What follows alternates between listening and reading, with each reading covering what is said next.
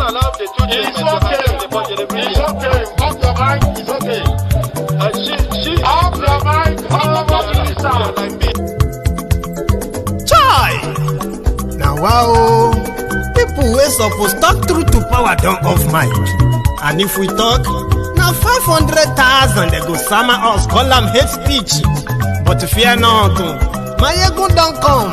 Him go torchlight every corner, nooks and cranny of all these bad people where they spoil our country.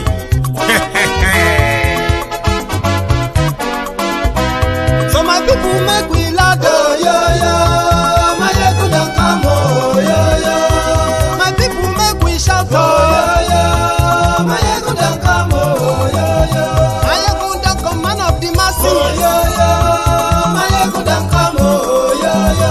Maiyegun diary Politico, yo, yo. Maiyegun don't come, oh, yo, yo. This one not the off in mind, oh, yo, yo. Maiyegun don't come, oh, yo, yo. And in the touchlight every corner, oh, yo, yo. Maiyegun don't come, oh, yo, yo. Okay, some people be they holla say they want the power. Chai, them be promise us say we go get light and power. Nah. Them hustle sote they can't get the power. But now they know they do anything with the power. Every day, dollar just they get the higher power over naira. Still them talk say make we off mind. But thank God say Maiyegun don't come. So my people make you ladder, oh, yo yo. Maiyegun don't come, oh, yo yo. My people make we shout, oh, yo yo. Maiyegun don't come, oh, yo yo. Maiyegun don't come, man of the masses, oh, yo yo. Maiyegun don't come, oh, yo yo. Maiyegun diary Politico, oh, yo yo. Maiyegun don't come, oh, yo yo. This one not the off in mind, oh, yo yo. Maiyegun don't come, oh, yo yo. Person where they do evil, no one make person talk. Them say that Maiyegun, that man too they talk. He too they talk. Say Maiyegun diary, he they hot like pepper. But every day, then they take money in bulk.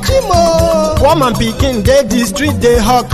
Still them talk say, make we no talk. But thank God say, Maiyegun don't come. So my people make you laugh, oh, yo, yo. Maiyegun don't come, oh, yo, yo. My people make you shout, oh, yo, yo. Maiyegun don't come, oh, yo.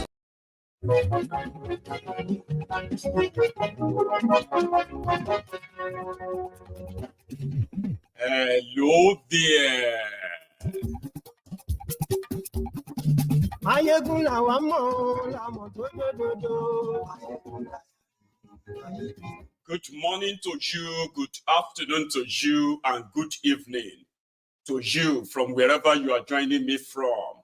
It is Maiyegun live. Ọ̀rẹ́ ara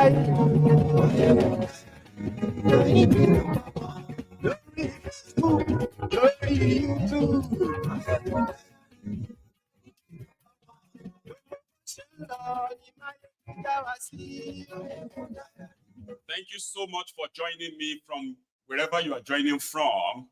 Remember, read the caption of the broadcast, the description of this broadcast, share it, invite your friends, invite your not so friendly friends, and tell them, Maiyegun today. Ijó ìgbádìyẹ, àyè ìtura.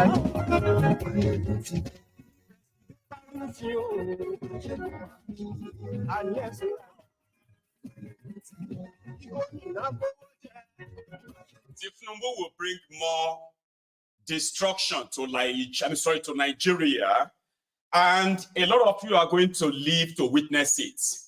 It's already unfolding, happening. Niger Republic, Mali, Guinea, Burkina Faso, they have all come together to kick not just France and their armies out of their countries. They've also kicked the Americans out too. I will tell you why. You need to understand this now, okay? I will tell you why. And thiefnubu is already embracing them.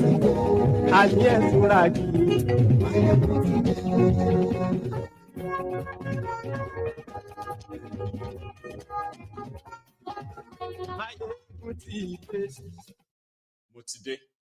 So without wasting much of our time, let's get fully into it tonight. The northern leaders, they have come out to raise an alarm that thiefnubu's government is already hobnobbing in bed with the Americans as well as the French. But it's not for good reason. I mean, a lot of you must have heard about American base or American bases everywhere. When you go to Asia, you will see them there, you know, Japan, Guam. When you go to Arab world, you will see them there, Qatar, UAE, and few others like that, where you see American bases all over the world. Because America has international, what you can call the foreign policies for different countries. When it comes to the Arabians, where Americans have their different military bases there, they call it, they call it determined, something like, something like to ensure that they continue to monitor Iran. So that's why they build those ones there. As Iran is, to the Americans, a terrorist state that is always planning to harm Americans. That's why they put them there. When you go to the Asia, like Guam, Japan, South Korea, and few others like that, America put those bases there in order to, number one, checkmate China, checkmate North Korea, and possibly India too, so that if they try anything funny, America won't have to travel from America and move their forces. They could just start there before the other forces will arrive. Then when it comes to Africa, their foreign policy, Americans' foreign policy for Africa, is not for Africans. And that is why America is more interested in the free flow of natural resources that they are getting from Africa, those that are going to Europe or going to America itself. So when you hear about American base or America building bases in Africa, it is not to prevent or protect Africa. So it's not to prevent Africa from terrorism or protect Africans from terrorism. Far from it. The reason why they are in Africa is because of your precious mineral resources. America and Europe have invested billions, to put it mildly, right? They have invested over $15 billion to build pipeline from Nigeria that is going to cut across all these African countries straight to Europe. And the reason why they want their bases there is, one, the free flow of the oil. Two, the free flow of the cheapest mineral resources like your lithium. What else do you have there? You know, all those precious mineral resources that you have in Niger, you have in all these places. So for years, France, they've had their base in that part of Africa, Niger Republic to be precise. And because of that, they are able to monitor the mineral resources exploitation, not even like exploration, exploitation of African resources. So they were able to monitor all of that across the region. So all the French companies who are coming to Africa to take all those, expensive, precious mineral resources, cheap, almost free, they need protection. And that is why France had to set up a base in Niger, in Guinea, and in Mali, especially the one in Niger Republic. It wasn't to protect the Nigerians from terrorists, no. It is not to protect Africans from terrorism, no. It is to protect the resources of Africa from being tampered with by the terrorists in that axis. So as long as terrorists are not touching the resources for the French, they can continue to kill all of you. and they will be glad to provide them the weapons. So in that instance, these regions became poorer. They have been ravaged with economic saboteurs, France to be precise, stealing from them. Okay? Economic saboteurs. They've also been sort of saddled with terrorism, violence, restlessness, killings, and yet French forces are there. They don't get any business with them. As long as the terrorists are not touching, they are not touching what they are stealing from Africa. Let me give you an example. A kilo of lithium is sort of a ton of lithium rather is sort of priced around somewhere around over $20,000. France was paying about $20-30 for a ton of lithium and every other thing. I'm talking about ridiculous. So they now made laws to say even though they are buying or paying ridiculous money that could not provide stable electricity for the countries they are taking them from, it could not provide a stable, dependable healthcare system. It couldn't. All the years of stealing from them, right, could not provide a stability for them. No prosperity, no nothing. So this time around, they were like, no, we are cutting everything off. France said for years, apart from the fact that they are paying so cheap or next to nothing for this, all the French companies taking all these things there, right? There is also a law that says those countries cannot sell the resources to another person except to France. If any of your government try to go make any of those African countries go make any deal with any partner on their resources, apart from France, France will overthrow the government. Listen, they have base in Africa. And in the history of a coup in Africa, they said France alone, they have carried out the overthrow of over 50 different head of states in Africa. Okay? Not just that, they have helped in assassinating more than 11 African head of states simply because they won't dance to the tune of France. And they killed them, put somebody who could dance to their tune in place. But you see, these last 4 years, we have seen the depreciation of France influence in these French-speaking West African countries. So when the revolutionaries in Niger Republic removed their puppet president, a criminal that rigged himself into power, but kind of had the backing of America, the backing of France. When he was removed, France was so destabilized that they decided to wage war by using Nigeria. That was where thiefnubu comes in. So thiefnubu is fighting and battling with illegitimacy. He's kind of battling with legitimacy in Nigeria. A drug dealer, certificate forger, who managed to, buy his way through a corrupt system, institutions in Nigeria, and made himself president of Nigeria. He needed validation from these people. So now that France was losing, America was told to pack too. Because you know why America is there? America is there to also monitor all these resources. They are not interested in ending Boko Haram. They are not interested in ending all this terrorism in West Africa. America can end all this terrorism. They have a base. France have a base there.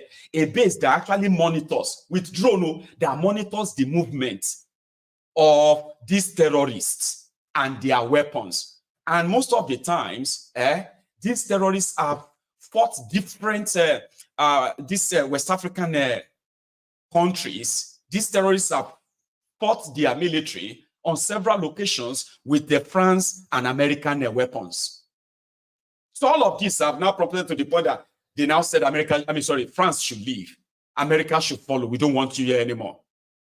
So since they couldn't remove the military junta in Niger, so they went back. Okay, they said, since thiefnubu couldn't probably help them remove them, right? So let's make another deal. There is this AKK pipeline This AKK pipeline is worth over $60 billion project, and America is interested. And now that we know that a lot of you have gone to go and sign, sign up your allegiance or something like an agreement with Russia. Now there is that's going to now change the American posture. So America went back and they said, "Listen, don't sign anything with Russia. Don't deal with Russia. We will let you do whatever you want to do. Do your thing, but just allow us to keep our base here, okay?" And the reason why we are here is just to monitor the free flow of all these resources and all that. The guys told them, no. Of course, if you are ready to pay for the security of this pipeline passing through our region, we are not going to touch it, no problem. But if you want to keep them, then you have to come up with a better deal. We will protect the pipeline for you. And in return, you will leave our region, you leave our countries. Remember, thiefnubu that is battling with legitimacy. If they ask him to jump, he won't even ask why. Okay? He's just going to ask them, how high do you want me to jump? Military coup happened. People removed their corrupt president in Niger. thiefnubu started mobilizing soldiers in Nigeria. He wants to go to war for France. Not even the French forces in that region could go to war. Could go on and remove the Niger president. That would be too much. So Americans' goal right now is mixed. I'm coming back to that of France. So you see why America will offer anything to thiefnubu, including validation. I'll tell you. As it is right now, some of these West African countries are now making real money from their resources. Now they can decide who to actually give them to. For the first time, these guys, after kicking America and the French out of their countries, right? So they said for the first time, they have been treated like equals by Russia. Instead, they said, whenever you see France, or let me say French and Americans, whenever they come to these countries, they actually look so down on them. Like they use them as example, textbook definition of poorest African countries. And they were the ones who made them poorer by stealing their resources, undervaluing their resources. So they said they talked down on them. But for the first time, they were treated like equal as country, sovereign country by Russia. And Russia is now giving them enough weapons that France will never let them have. Enough military hardware, training, okay, including food. Exchanges that before now, they were just like, after stealing all they are stealing from them, right? Then they come back and say they are giving them aids to support them to fight poverty. The funniest thing is that Russia is not asking for anything. Do you see the difference? They went to Russia to go and meet Putin, and he was there willing to give them whatever they wanted. And for the first time, with no condition. So that emboldened them. So that created a new threat for America. So who is that person that could help us in this regard? The same lifeless thiefnubu that only back but couldn't bite. He mobilized 15,000 Nigerian soldiers to Sokoto so that in preparation for invading Niger Republic. Last, he had to tuck his tail behind his legs and shamelessly, okay, withdrew them, including the sanctions, when none of this moved these guys. So now, Nigeria is going to be their next place. thiefnubu will now let them move their base from Niger and build it in Nigeria. The story they are telling you is that it will help Nigeria to fight terrorism. It will help Nigeria. In fact, it will boost Nigeria economy. This is what APC Egbekegbe will come and tell you. But do you know the truth? None of this is true. America is not coming to protect Nigeria from terrorism. If America and France were in Africa to protect us, like, you know, they have the power, they have all the resources. If they were in Nigeria, if they were in Africa to protect us, you know that all the terrorists that have flooded Nigeria, most of them, they were moving downward, all from the path where America base is, French base is, but yet they did not stop them from moving. As long as those guys are not attacking any of the stolen resources from Africa, moving to Europe or moving to America, America has no business with the terrorists. America has nothing to do. See, whether you want to see the resources in the Niger Republic is more valuable than the Nigerians themselves to Americans. 200 million of you in Nigeria, you are nothing to America compared to the oil inside the Niger Delta, or the what do you call the lithium that is right there in Kogi, or any other very valuable resources that is also scattered across your country that are already secretly being extracted. When the people who are supposed to be the beneficiaries of these resources are languishing in poverty. So if America couldn't protect Niger, Burkina Faso, Guinea, Mali from the Fulani terrorists, because they don't have any, they don't care. Who told you they are coming to protect you in Nigeria? They are not coming to protect you. So, but the northern Nigeria, they have raised the alarm. And their own argument is also plausible to say thiefnubu was just trying to set them up. And setting them up in the sense that when thiefnubu, excuse me, when thiefnubu is long gone, okay, the attraction of these spy masters for whatever they are promising him, okay, is going to bite them and bite them hard. I don't know what that means. But listen to this guy. He has something to say on the subject. A further elaboration. I allied in some of the aspects written by these respective senior citizens. I have seen the letter. However, in some areas, I may have a slightly different opinion. They are right to express concern. And in my own research, it is not based so far on any request that has been made by either the United States or France after they have been expelled from some of these Francophone countries. However, I think they are sounding a cautionary warning to the government to really think if such a request should come. Now, we must go back to say that the issue of foreign military bases is even a continental problem that has been addressed or has been tried to be addressed by the African Union as far back as 2016. The African Union Security Council passed a resolution where they expressed concern about the proliferation of foreign military bases in Africa. But unfortunately, the African Union cannot order countries not to accept these bases. If you go back as far back as 2012, when the United States wanted to open what they call an Africa Command, from the name, you know they would likely like to have a base in Africa. But at that time, stronger African countries like Nigeria, South Africa, and others, they weighed in on some African countries that wanted to accept the hosting of AfriCommand and told them, no, this is not good for Africa. And because of their stature in the African Union, those countries went back. Now, we must understand also that the Sahel and West African region is of strategic importance to the US and other Western African for several reasons, economic reasons. Of course, some of the reasons are beneficial even to us. There is counterterrorism.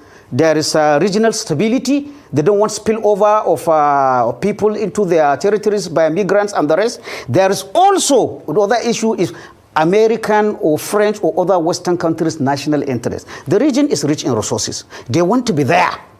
That is a fact. They never had that if you research. The other issue also, they don't know what is the place for China or Russia, who are competitors, to take over that place. So what I am saying, there are benefits of hosting, but then there are also side effects. Some of the benefits we share with those people who want to put the bases and our own. Some of the issues, they are for their own national interest. Now, having said that, When you put a base of a country like America, America considers itself, as an international policeman, for good or bad. America has friends, but it also has enemies. Now, when you accept an American base, definitely that means you may inherit both American friends and American enemies. These are the issue. Now, let's come to the fact. Now, after this expelling from France at this thing, the American policy makers, having recognized the Sahel and West African region, certainly would like to look for an alternative base after being expelled from these areas. Where are they likely to land? Again, American policymakers have indicated preference to a coastal West African country. Coastal West African country. In that case, you can name possible candidates: Nigeria, Ghana, Benin, Togo, Sierra Leone, Liberia, all those countries that are lying along the coast. But we have to look at history. We have to look at, the internal politics of those countries. And I want to say, even the American, policymakers, they are not blind about the internal dynamics of these countries. At the continental level, a country like Nigeria or Ghana, who have aspirations to be either regional or continental leaders, I do not see them agreeing to host a foreign base, because that would make them lose face among African contemporary countries. So to me, I do not see this. Even if the request was made, I think it will. Secondly, that will make that request impossible. I think Nigerian leaders themselves, they know from our history, when after independence, when we wanted to put a British base or enter into an agreement with them, that there was massive rejection of that idea. I do not think our leaders will be fully enough to think of giving these people a base. However, for the smaller countries, with due respect, I use smaller in quotation mark, every country is the same: Liberia, Sierra Leone, Togo, Benin, because of the financial benefits that come with a base, and because they are not aspiring for any continental or regional leadership, they may offer bases to America or France. This is my own estimation, and I count Ghana, because Ghana, again, when you look at history, with the history of Nkrumahism, let me call it that, that was talking for African High Command, African emancipation. Even now, yes, there are bases, there is a small base, a temporary base in Ghana right now. But the Americans had wanted to enlarge it into a permanent base. The public outcry that greeted that suggestion, made the government to walk back. So I do not see Ghana even accepting that. Overall, right now, even as we are talking, Americans have 29 military presence across Africa. But they do this thing in a kind of way that you will not understand until you read the papers. They call some of these bases enduring presence. They call some non-enduring presence. They call some lily pads. They call some so many different items. To them, not all these 30 distinct are military bases.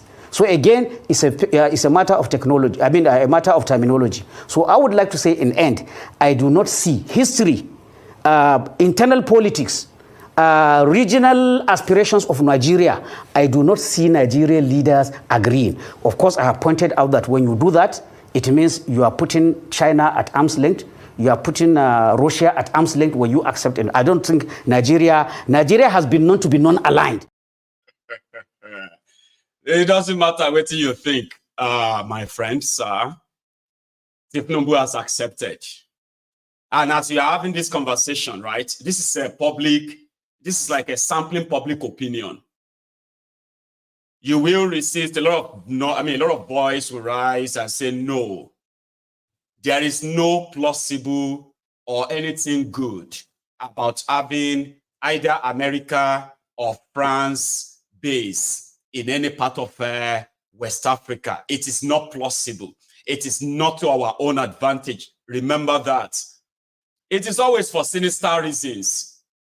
And like that guy pointed it out, the moment you allow it, you have also attracted Americans' enemies, and you would have to share in that. So America hasn't been of any help to Nigeria in any way. Like other Nigerian politicians that always tell you they are fighting poverty. Fighting poverty. No, nobody is fighting poverty. They are managing poverty in Nigeria. And that is why it will remain with us forever. And fighting terrorism. Nigeria is not fighting terrorism. Nigeria is managing terrorism. So you want to tell me that America, France, and all these guys who have been watching us, watching people being slaughtered, maimed, they couldn't have done anything? Of course they could have, but since those that were being killed, they were not American assets. They are not Americans, they are not French. So it's none of their business, it's our business. So in that regard, except for Koolu, so don't bank on it. So America and France, they are also offering incentive. You know what that means? They are not just saying they want to build their base in your place. So they want a different base, not desert base anymore. They are looking on the Western Africa that has water, close to water. So it's not only that they will build their base, a massive one, they will also have the chance of docking their submarine. And it's also going to be easier for them as well, the moment they feel like somebody suddenly, in any part of this African country chooses that they should leave, now they won't leave. You only have to be removed. America or French stay in any part of West Africa. It's not for stability, it is for their own personal interest. Now, when you take a look at that, their interest, you will realize that that of yours has been seconded, okay? Is inconsequential. So their presence is not to your advantage, not to my advantage, but is to further put us in a very messy situation than what you are right now. Well, I don't think it will be messier. I mean, anything could be messier than what you have now. The people will say, Abi, no, they will be messier. Things will be more messier. So, talking about how the rest of Africa is probably going to treat Nigeria. Nigeria is not the only place they are targeting, but from what we have heard, except there is actually a very strong opposition and a voice where people are actually explained to what they are about to get into. thiefnubu is going to bring that base and approval for it before the end of this year. Or they will tell you and live in denial of it for a while until you realize that they have started it already. But like I said, it's not just Nigeria that they are targeting. You heard him. Countries like Ghana, Togo, Benin Republic, these are countries that also have some proximity to the ocean too. And they could play the host as well. And like he also said, some of them may not even have to bother.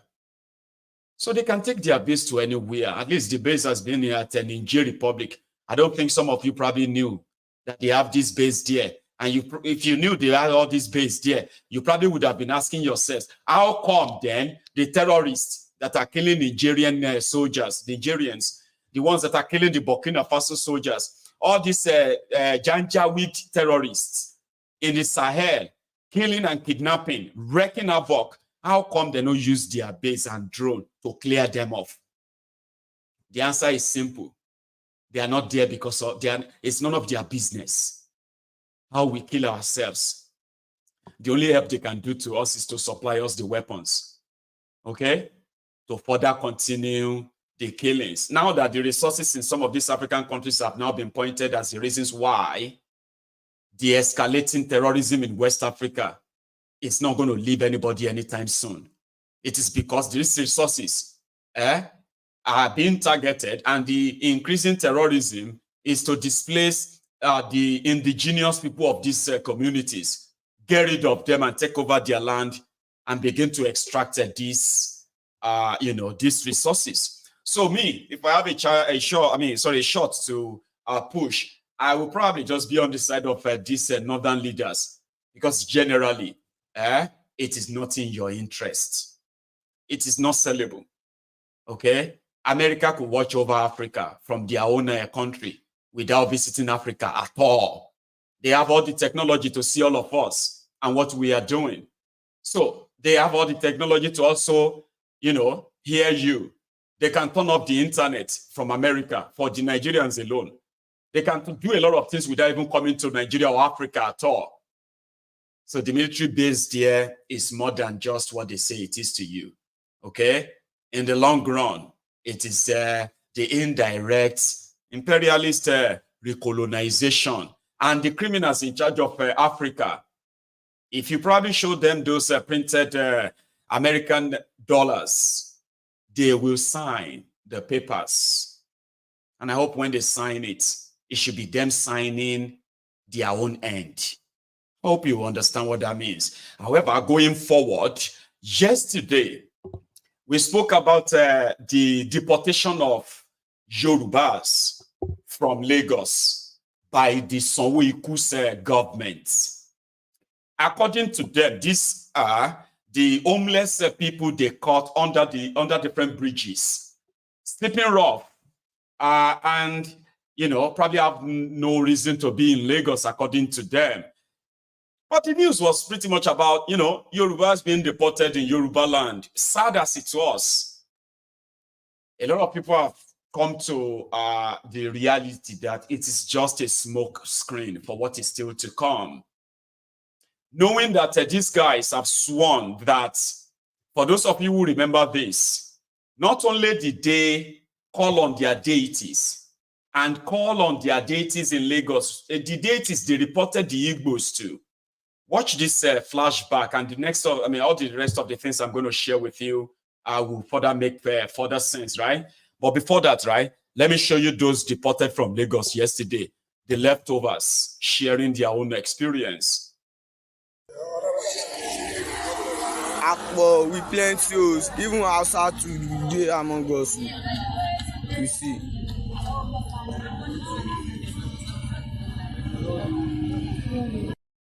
Before Morocco, they don't allow us to talk. They call our phone, anything. They just gonna drop us for Oshun, from Lagos to Oshun, and not do anything. Nowhere slippers, nothing since yesterday. Man, even say I go keep. Some people don't go. Some people don't. They use leg. They try go Lagos back.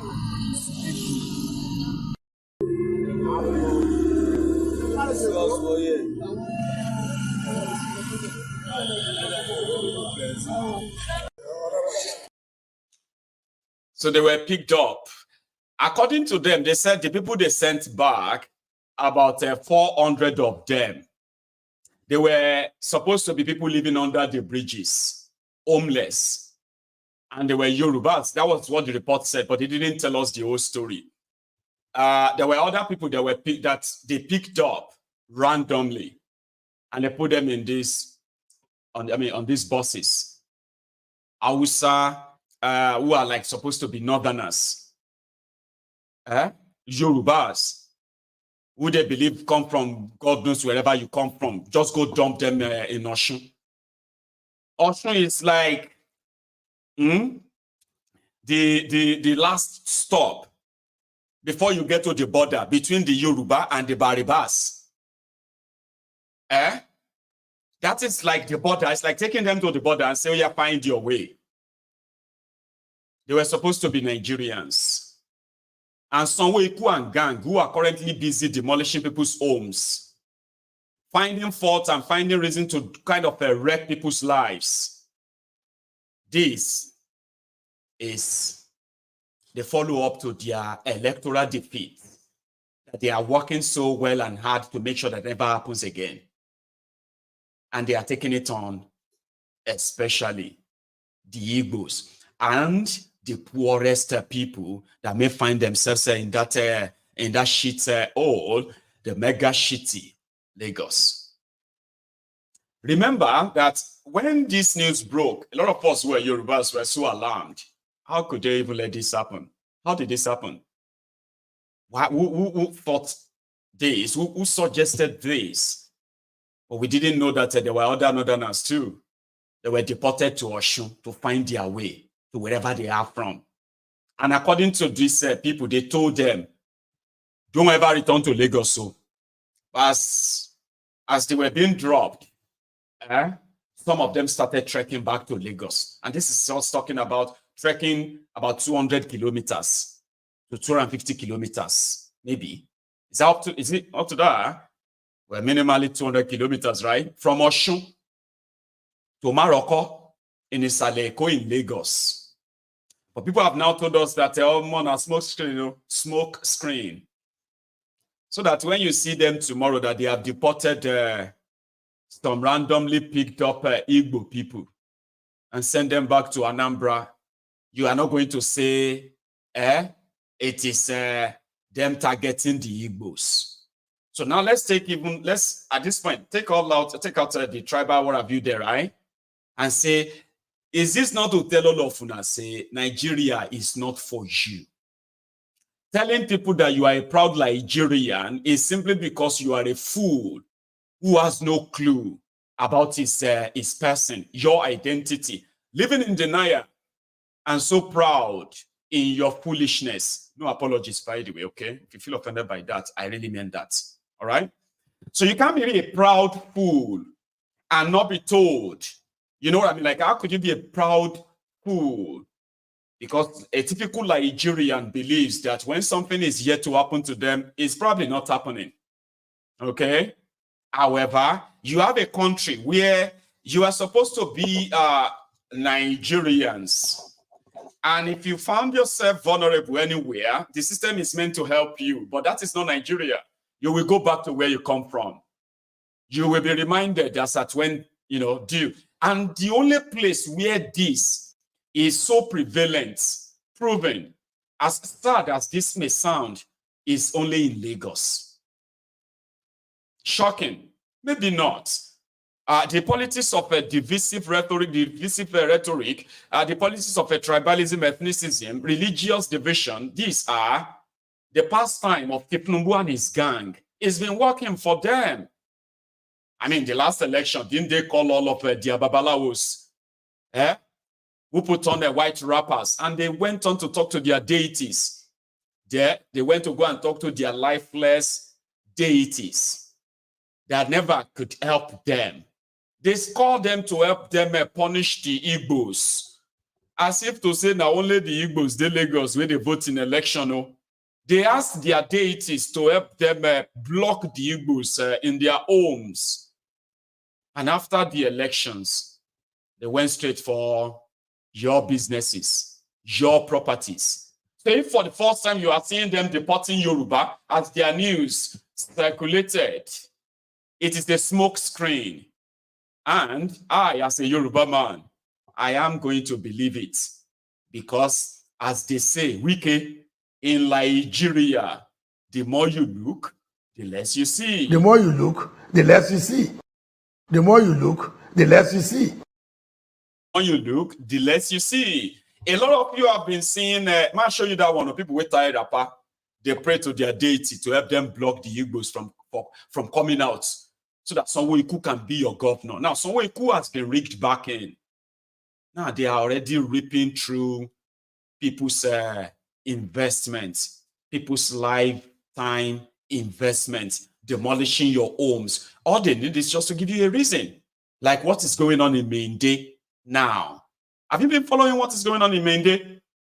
I will show you, but this is a reminder of the genesis of the divisive, destructive politics of thiefnubu and his lackeys. Remember this.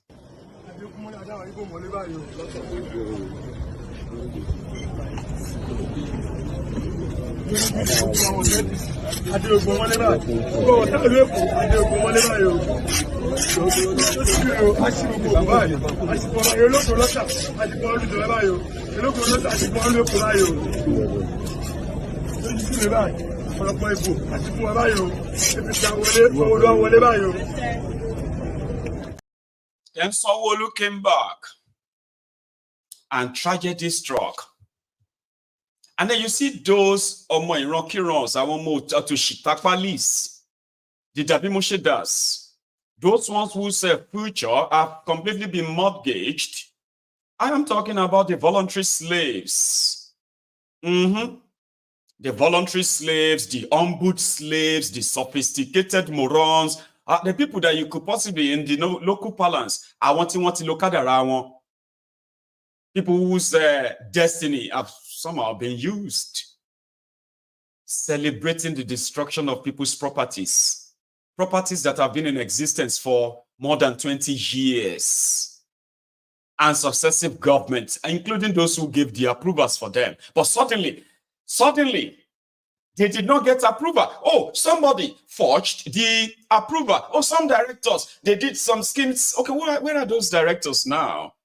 You are ripping through people's millions of multi-million, if not billions of investments. All of this because of politics. And to those of you who are like Igbos, listen to me. There's something that's this kind of misunderstanding that should be clear. Every time we use the Igbos, I'm using that Igbo to sort of let it ring so much loud in your ears, because the level of propaganda and the social conditioning that they have worked on some of these abobakus, they are propaganda-backed or powered hatred towards the Igbos also affects the rest of you who are non-Igbos in the old eastern region. Anything across Ore, even those of you where they Beni, so this Ashiri, Oloribu days, you are all Igbos. So if your property is on the way of this, if your property is around the areas where they want to reduce the influence, spread the fear, and tell everyone who is non-Yorubas in those communities to say, as long as you have any audacity to stand up against the APC, you will pay. Now, this is true, because that's exactly what is going on in Mende. Do you remember this? This was from yesterday. I have some follow-up too for all of us. Watch. Happening right now at Mende Villa 1. Mende Villa 1. Happening right now. 2 hours to pack out. 2 hours. That was what the Lagos State government gave. 2 hours to pack out. And they are here, they are demolishing. Mende Villa. This is in Maryland. 2 hours, oh. Now they give us to take pack out. 2 hours. This is in Nigeria we are in. Oh. 2 hours they gave to pack out of us. Where do we want to put all these things to? Look, these are our property. Not only us, so many people. The vehicles everywhere. Parking. 2 hours. 2 good hours. Nigeria, my country. People are jagbaing. They said they should not jagba. 2 hours, Lagos State. God go bless you now. God go bless you now. These are our property. Not only us, so many people. The vehicles everywhere. Parking. 2 hours. 2 good hours. Nigeria, my country. People are jagbaing. They said they should not jagba. 2 hours, Lagos State. God go bless you now.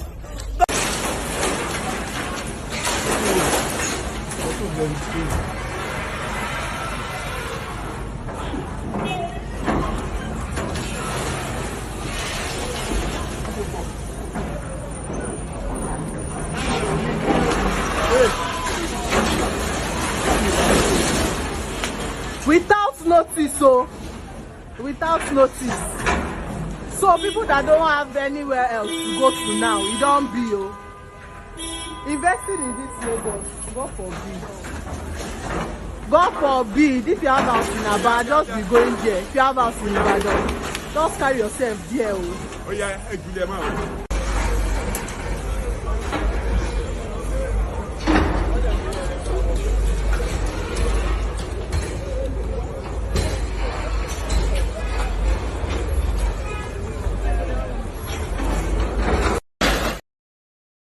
It is Nigeria.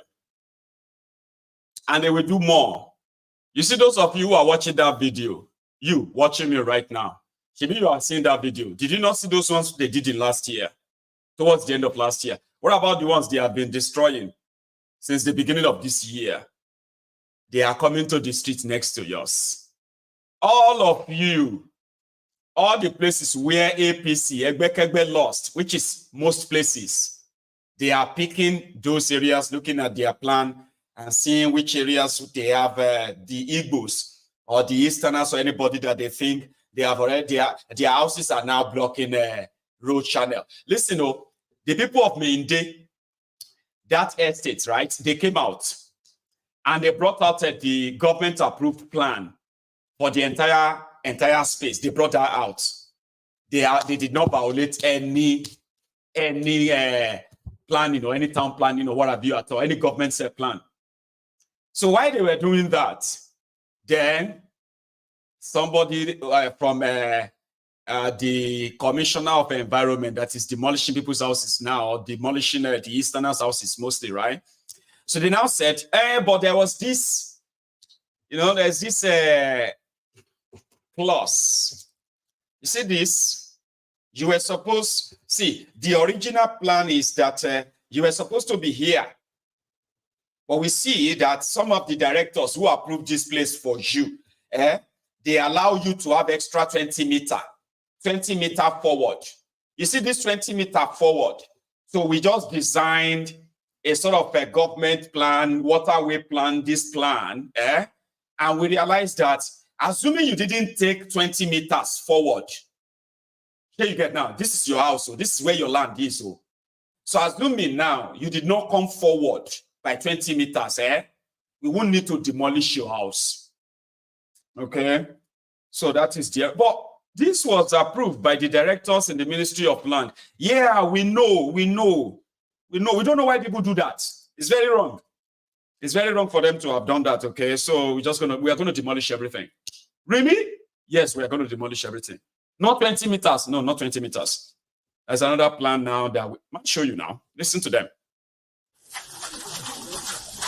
The Lagos State Commissioner for Environment and Water Resources, Mr. Tokunbo Wahab, and his team are back at the Aruojobe area of Maryland.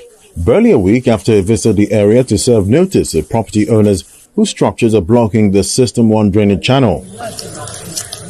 Those whose properties have been marked are here to meet with the commissioner, who promises to re-examine the alignment drainage design for the area. We've taken like 80 meters away from this side, from what we had on Sunday, which was like, just stop every work. Let us review and let us be very realistic. Next stop is Mende Estate, Maryland. A portion of the estate is sitting on System 1 water channel, Odo Yalaru. The commissioner maintains that structures blocking the drainage path will have to give way. Sir, it's about what was written.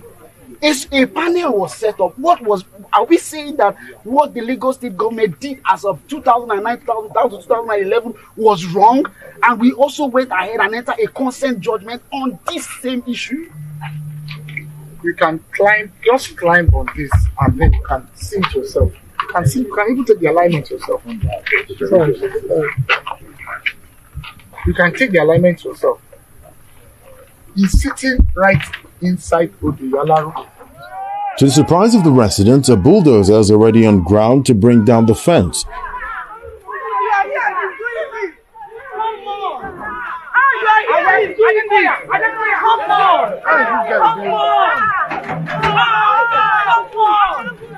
Residents vent their frustration.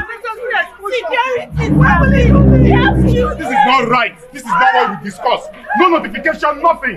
Why would you do this? So it just makes a mockery of what the developers are trying to throw at government. How come they had access to confidential filed document of government? When I asked the question, the lawyer bolted. It's criminal. It's not fair. Which meant you have access to somebody in there that will releasing documents, so you could as well have doctored the documents. All what we're trying to do is to defraud the state. It's a coastal state. The bridge that is running through Okwebi is a massive infrastructure that we can't hold back. Now, we have also saved like 85% of the houses in that estate. But some houses had to go for that water to move and for that infrastructure to be sustainable. The Dolphin Bridge Ikoyi is also not left out in the enforcement exercise as the team members arrive to see things for themselves a day after the kick against indiscipline and the state environmental sanitation called the... Yeah. So it was like somebody is inside the government giving you documents. That's criminal. It was shock that they could present some real plan. It's like this. it is like this. You have a water channel. Everybody can see it, okay? Odo Yalaro is a very popular kind of around that Mende going on like that, right? So now you have Odo Yalaro and the canal leading to that is Erofo, okay? Is there, okay? But you are now like, how do I describe that too? So you are now like this, saying, you see this channel here that you have here that is already out there, okay? And your own lands, your houses that you have built here, up to this place, approved by the government. So you see from here to here is a water channel. So water channel going means structures in this place. They are just going to be at the bank of the canal channel. So somebody now comes and say, the original plan is that this channel here, this canal, was supposed to be up to this place. Even though government approved the land from here and approved the canal here. So to them, because they are the government now, they can tell you that the document you are holding is fake. Even if it is original, they can deny it. Because the agenda is to ensure that when they ask them, why did they demolish why do you demolish all these places? We did because, listen, our original plan was that the channel, the canal, needs to be bigger than this. So it has to get to here. Now, if you now have, let's say, 100 houses built on the original planned approved land, somebody can come and say, now our original plan is here. Therefore, all of you here with original government approved plan, document, it doesn't matter. Your homes has to go. So all they have to do is just to read. So they can even say, if some of you are thinking it's only canal they are using, or channel, water channel way, that they are using to demolish your properties and take over your land, okay? Then you are not paying attention. You are not paying attention. No. That is not the only thing. They can come up and say there is a Lagos master plan. That you see this estate here, all these houses here. We have a plan to construct a road from Kiniko to that place. And because of this, we have to demolish all these your houses here, all this your entire estate here, to create way for road. Maybe you know that if they tell all of their dogs that they are demolishing multi-billion naira properties because they want to construct a road, it will be like it's for development now, as long as they pay you compensation. Meanwhile, the purpose is to get rid of you. And in the course of doing it, they will wreak enough havoc. By the time they are done, hey, Yemi Alade, she's so upset. Lagos State, what is going on? What is going on? Does it make sense that people will invest millions of naira, millions of dollars into real estate, buy houses, buy land, and Lagos State will go and be breaking walls, breaking houses, rendering people homeless overnight? And it is done serially. It's done back to back. Right now, Maryland, Mende area is on fire. People are sleeping in their houses, waking up the next day homeless. You are ruining the real estate value of the country, ruining the real estate value of Lagos, making people lose trust not only just in the idea of Nigeria, but lose hope entirely in the little coins they've saved to make their life worthwhile, to create some kind of generational wealth. How is this okay? And why? Does it make sense? Why did, oh my God, multi-million-dollar houses? Look, there is a better way to do things. Lagos State, what is going on? Nigeria is so corrupt, which I regret the day I was born in this country. It's unfair. This is unfair now. You know what they are saying to people? Go back to your place where you come from. These are people who have they don't have any pangolo, a tin of milk to their name. These are people who have never really worked in their lives and pulled together resources to invest in anything. They are more interested in whether you are Yoruba or you are Igbo. So the moment they realize that you are not a Yoruba, whatever comes your way, take it like that. They do not care because they were raised never to understand the value of hard work. And that is why people can't really build any generational wealth in that contraption, except if you steal money. Working hard, starting something small, building it so big enough that it could be your own family generational wealth. They will come and bulldoze it away. With no explanation. But this guy was on the Arise News. Listen to him in fairness. So that same Wahab guy, he was on Arise defending. He said, we gave them a notice. What the hell is wrong with them demolishing properties? Development. See, you bring development. When you are building development for people. Now, you don't build people for development. Here you get now. Because whatever you are trying to do is to better the lives of the people who are going to make use of them. You are destroying multi-billion dollars estate for real. And a lot of people are having serious reconsideration now. And these criminal politicians who want to own the world, they do not have anything to give back to the same government cover than to take. Now, people who bring in real money, their money, they will think elsewhere. Now, they are already telling you, go elsewhere. Me, I don't tell you to divest. Sell that property in Lagos if you are not a Yoruba man. What are you going to lose? What is your problem? Why must you be in Lagos? You want your own story to pop up like this too? So that we can use your video like this to teach others. What is wrong with you? Sell the property, sell it, whatever you can sell. Sell them now and begin to divest, or you will lose everything. You will lose your houses, you will lose your land, you will lose your businesses. It is a political campaign. They will not stop. They won't. And if you think they don't know what they are doing, no, you don't know what you are watching. You don't know what you are witnessing. I hope you won't be the next victim. Some of you there abroad, they shout.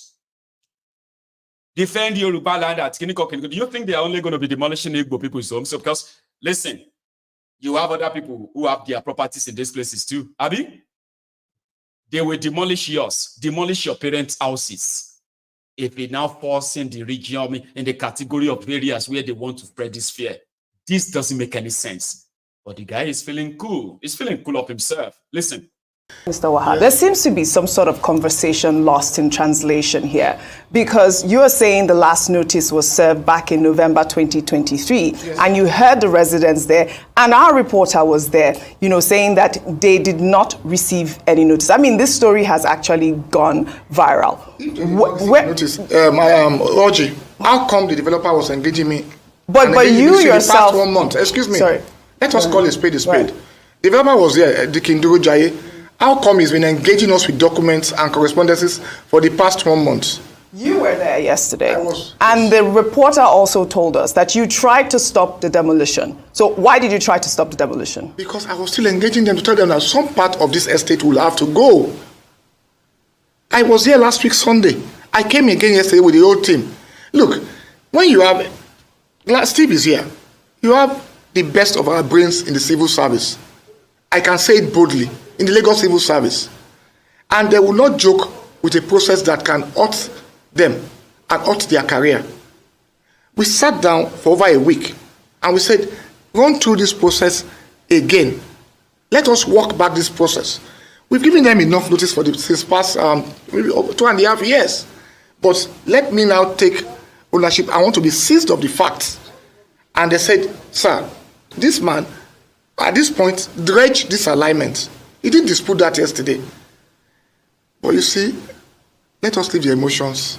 Let us leave the legalists. Let us leave the sentiment. We have a choice to make. If we want this country to be good, if we want a better society, we need to take ownership of the truth. The truth is, they were served notices. They were engaging the government. But the bosses, they want to eat their cake and have it. I went there myself. If I was mischievous, I won't be there with them. I would have given the order from the office. I said, no, I owe them a duty to explain to them that even the governor had approved that we reduce the width from 140 to 100. And that 100 must not fall on the side of Mende alone. that 40 should go to the side of Ogudu, where the government is having a scheme. That tells you are giving up something. And at that point, it reduced the impact on the Mende Villa estate to the apartments sitting right on Odialaro and leaving the rest. So, back to your matter, or to your question, Steve.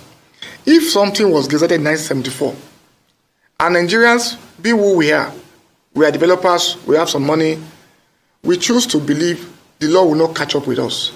The wheel of justice may be slow, but it will definitely grind to a halt someday. Somebody will ask questions. If, and I repeat, if they have a genuine claim, they have a place to ventilate that claim, and that's the court of law.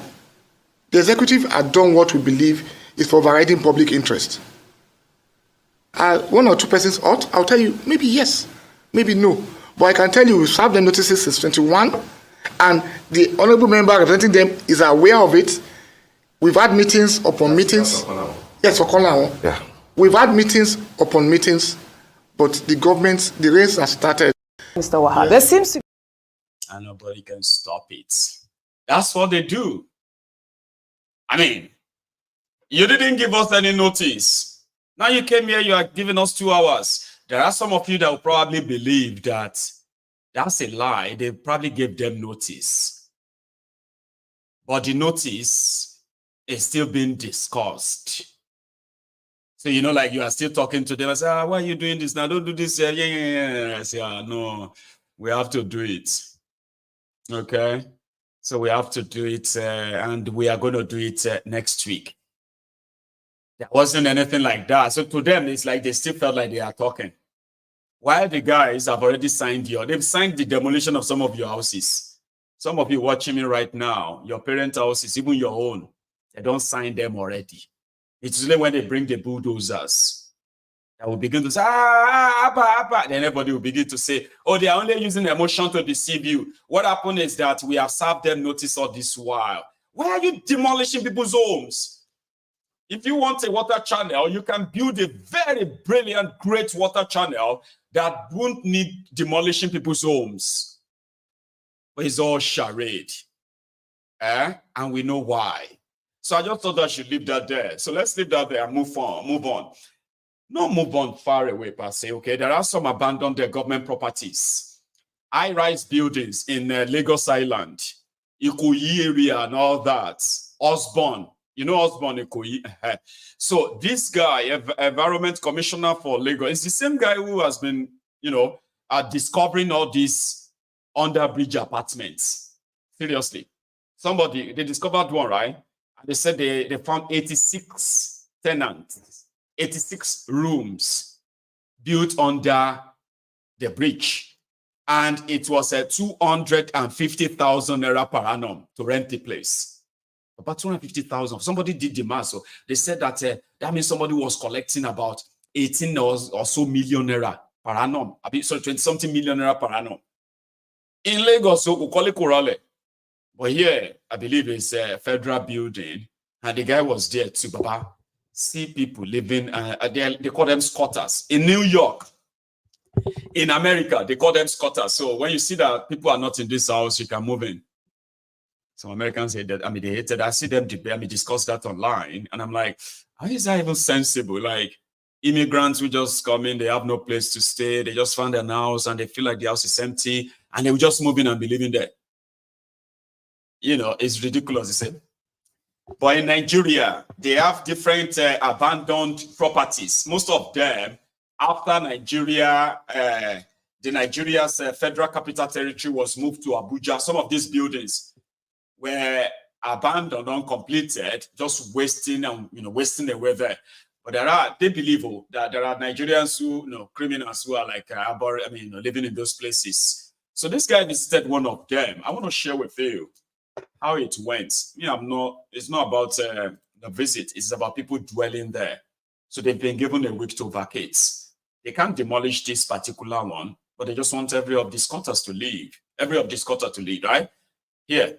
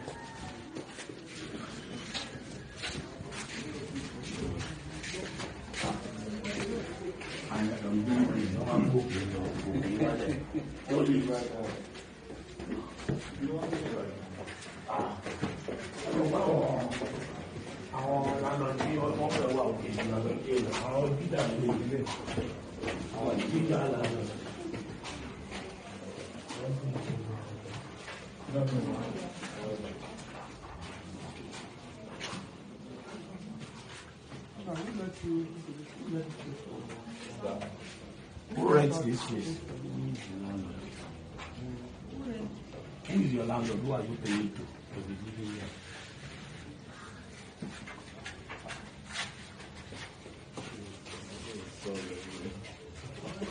Huh?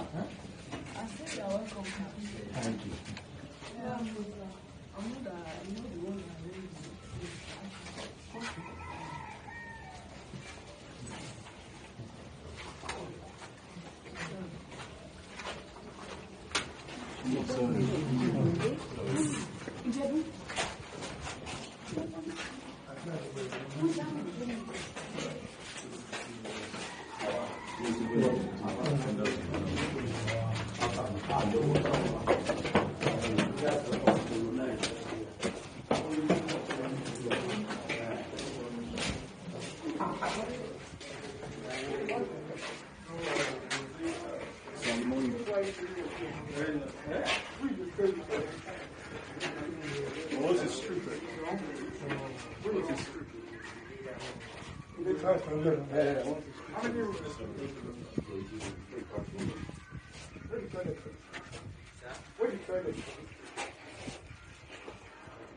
Water no dey there now.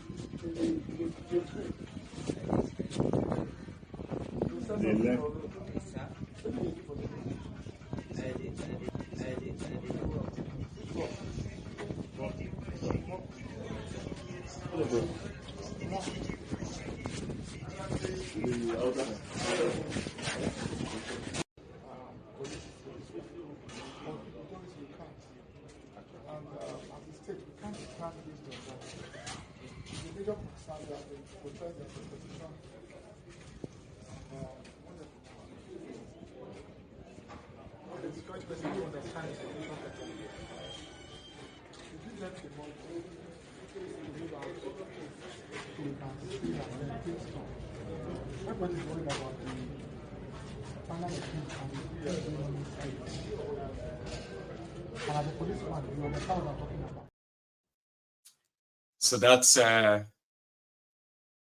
what people or where people live.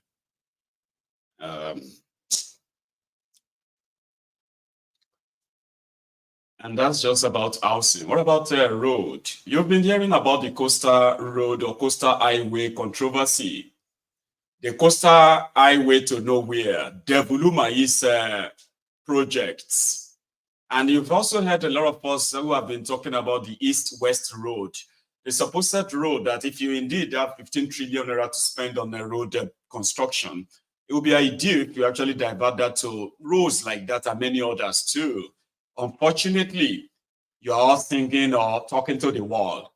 thiefnubu and his pals have already concluded how this is going to go. And therefore, we can all sing and scream for all we care. He won't care. But I'll show you what it looks like on the east-west road. It's not just the bad road or the collapsed road that it has become, uncompleted as it is, right?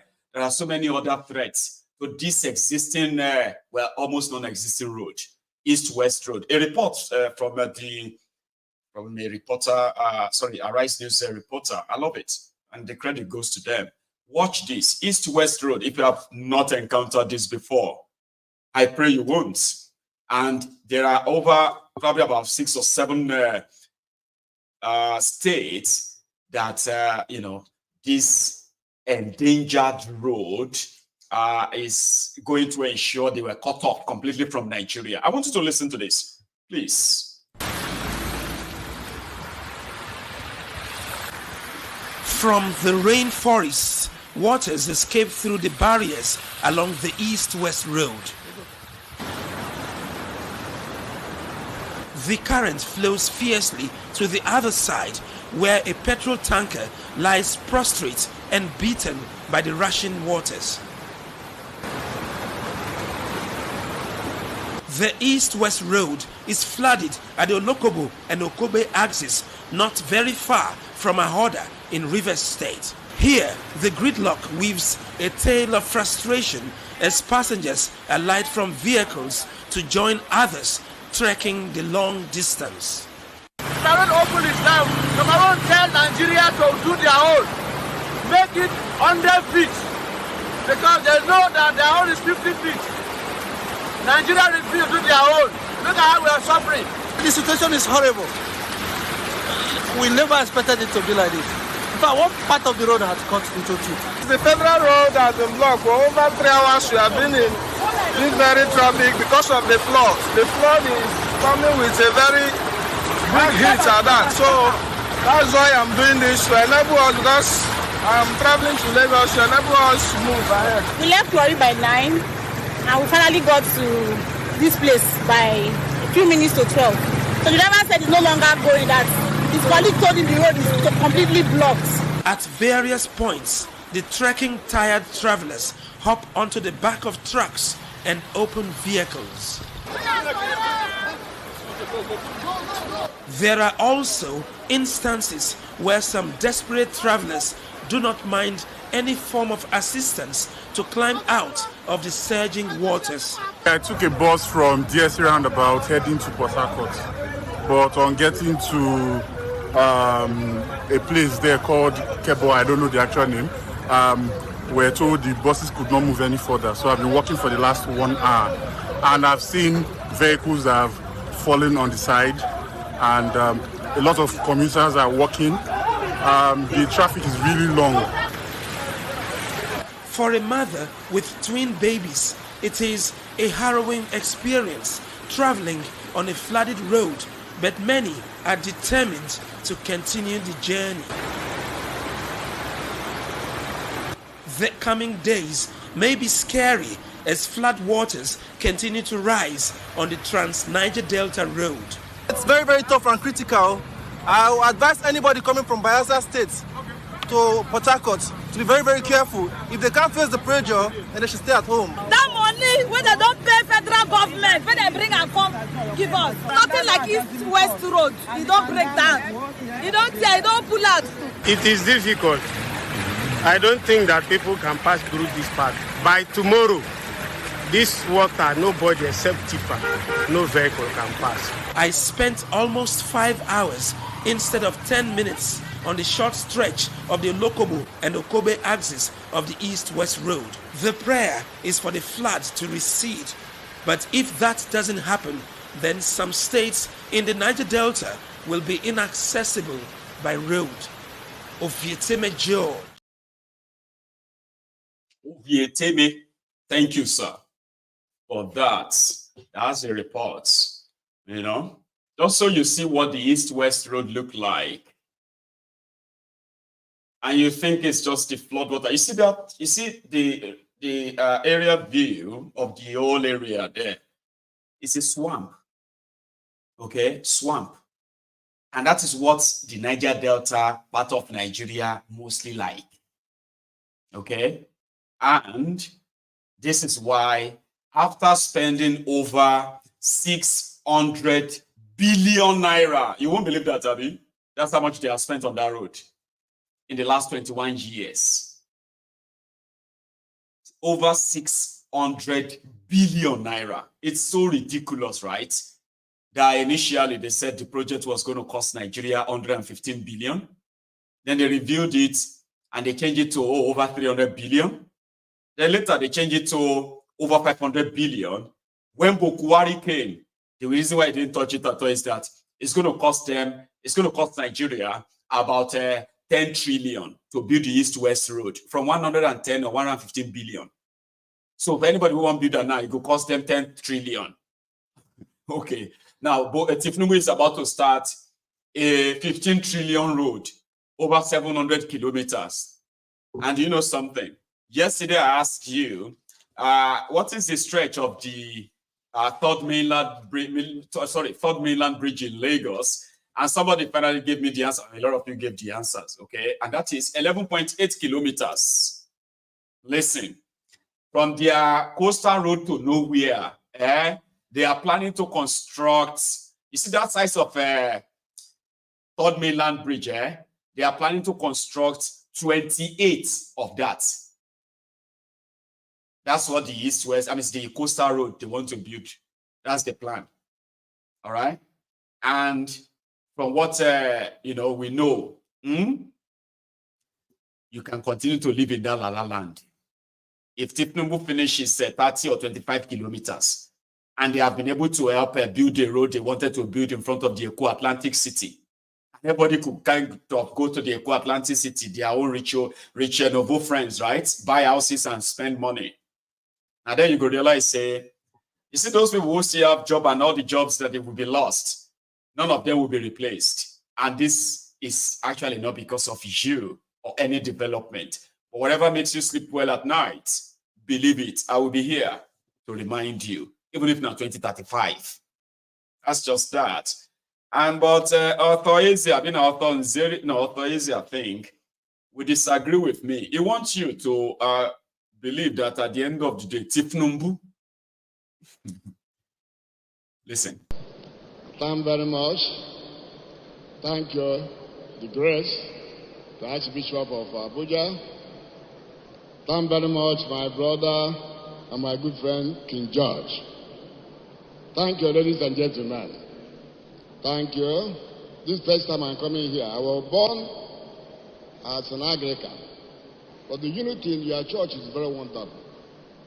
You are more united, love, kindness, singing, everybody dancing.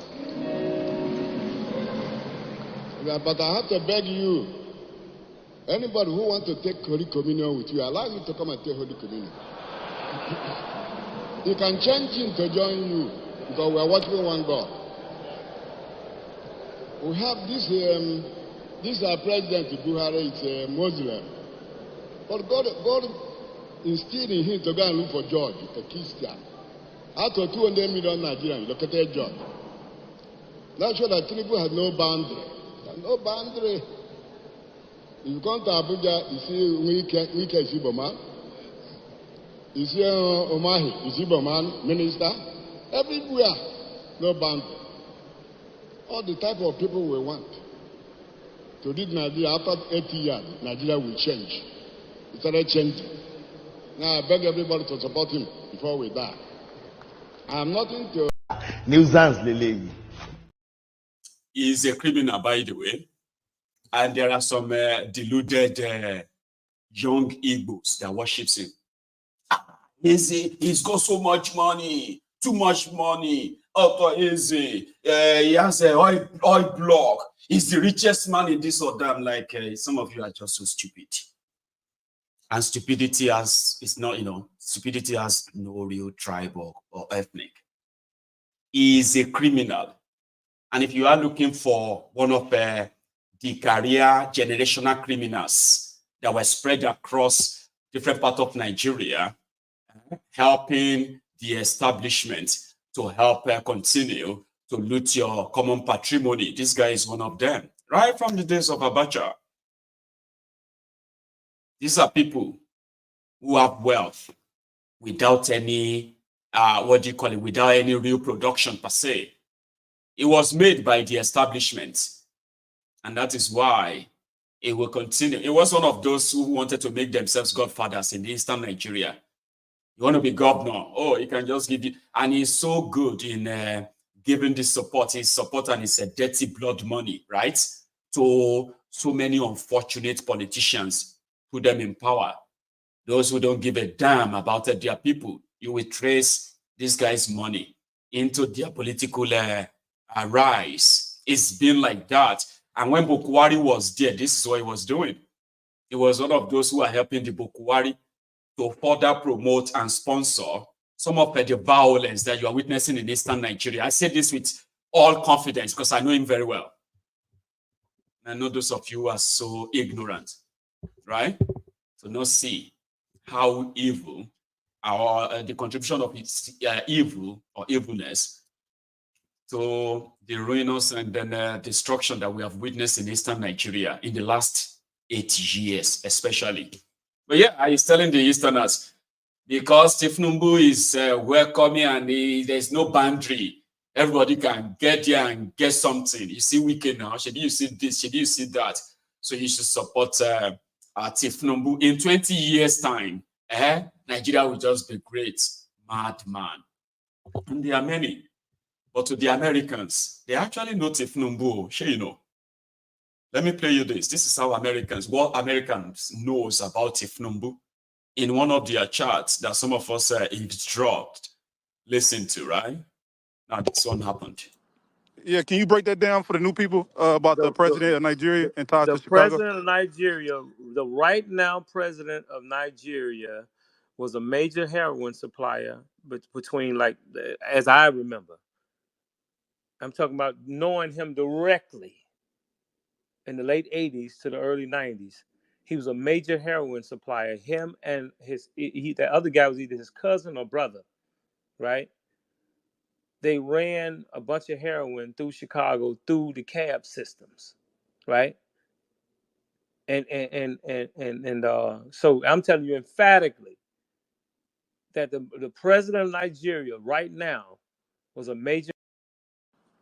Yeah, can you break that down for the new people? A major heroin trafficker to Chicago in the late 90s, in the later 80s and early 90s. That is thiefnubu to an average American who knows who knows their onions when we are discussing about international politics and all of that. So they know him.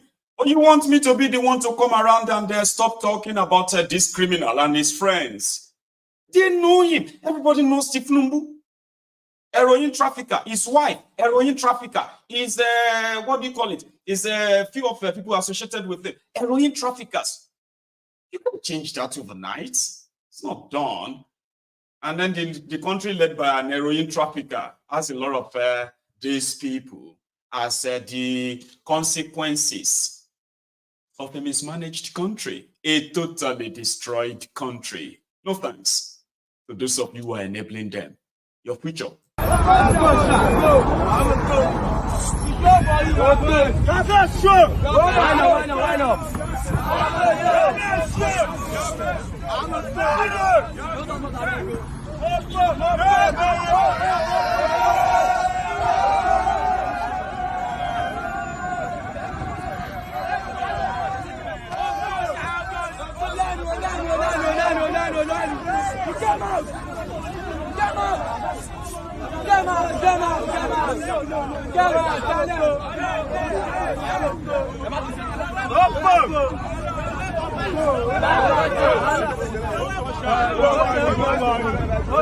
Hey, stay for Monaka! Hey! Stay for Monaka! Stay for Monaka!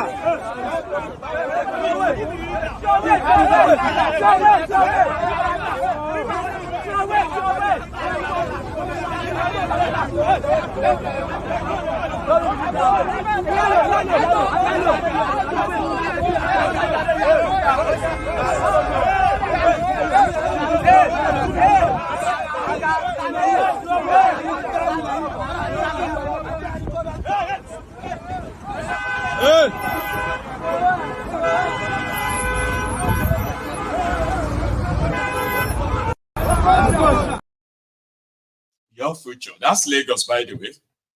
And I've been told that if you go buy yourself a very fancy car and you get caught in the traffic of Lagos, you would have to pay something. From nowhere, these miscreant, sort of mostly like ignored and abandoned the youth who have to fend for themselves anyhow. And whatever they can do, they will swamp on you. And you have to give them something, or else they can smash your car. And then you have to go and fix that. So imagine you are in your car, your fine car.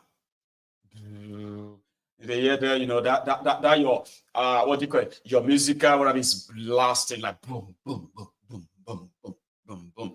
Then the next thing, hey. What happened? Hey, Baba, give us something. It's like, what? And anything can happen to you. I've had people got robbed because they are driving fancy cars in Lagos.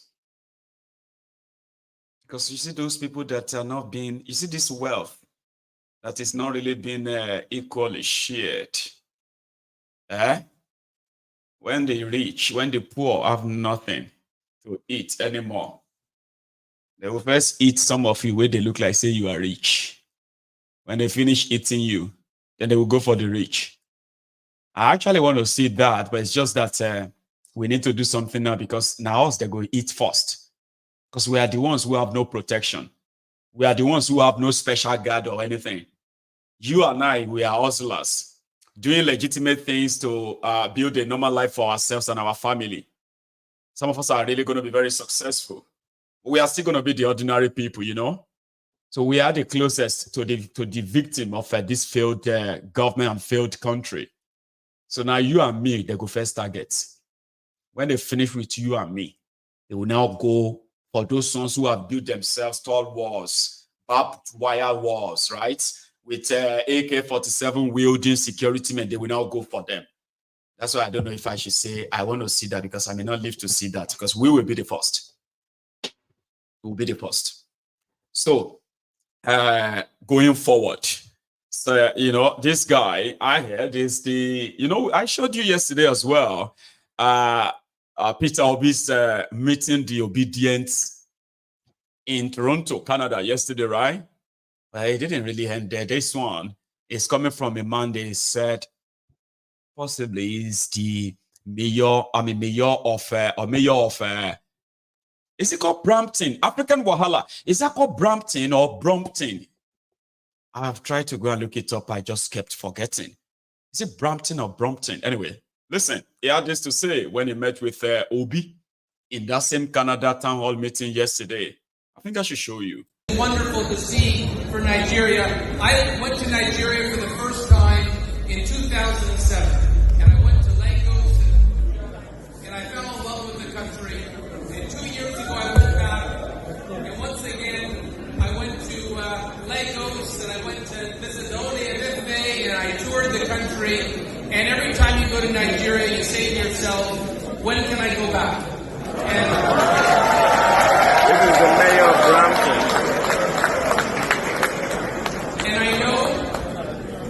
When you're successful, Nigeria is going to be a destination for more and more to come to see.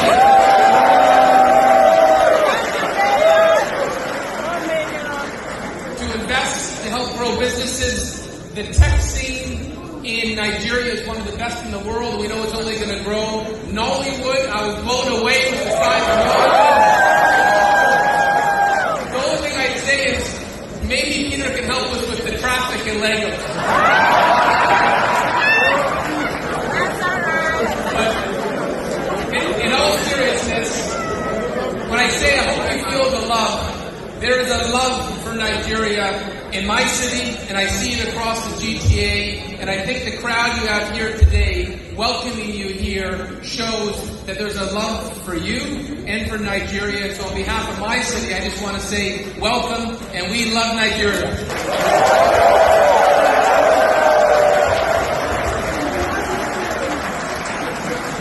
Well, thank you, Brown. Let me stand on all due and existing protocols. And again, please for a bit of us, just do a little bit of listening. I'm going to spend this night, I'm going to stay here as long as you want.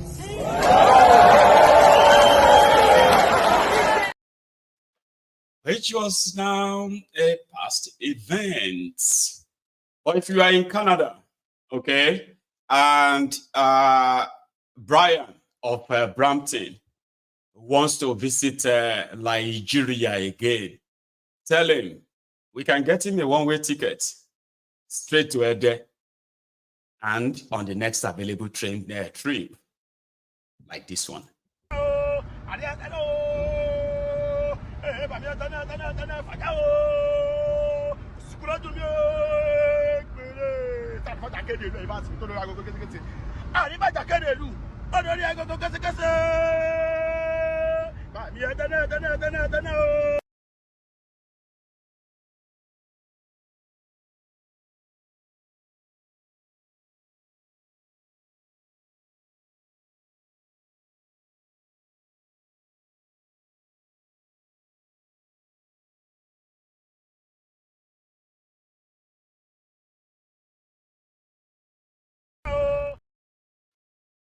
I'm joking. It's not that bad. But that one is like when you are turned to a Dimeru, when you are tied with your load. And the most important thing is for you to arrive at your destination, okay? How you get there doesn't really matter or won't really matter. So Brampton Mayor, visit us the next time. You are so welcome. Now that is me rounding up on my own parts. And we are going to take course. I promise you, we're going to take us because I didn't take one yesterday, and we're supposed to have a Sunday sermon today. We didn't. Now we are here. So you have the chance of calling in tonight and then contributing too. Or I'll go make myself another cup of tea. All right? I've enjoyed tonight, and I hope you did too. If you did, sing with me after liking this broadcast, okay? We are almost 2,000 on YouTube, right? And right now, it seems like all of us still practicing or doing your social distancing. Come on. I'll be back. What shall I say unto the Lord? Yes, Lord. All I have to say, thank you, Lord. What shall I say? Thank you, Lord.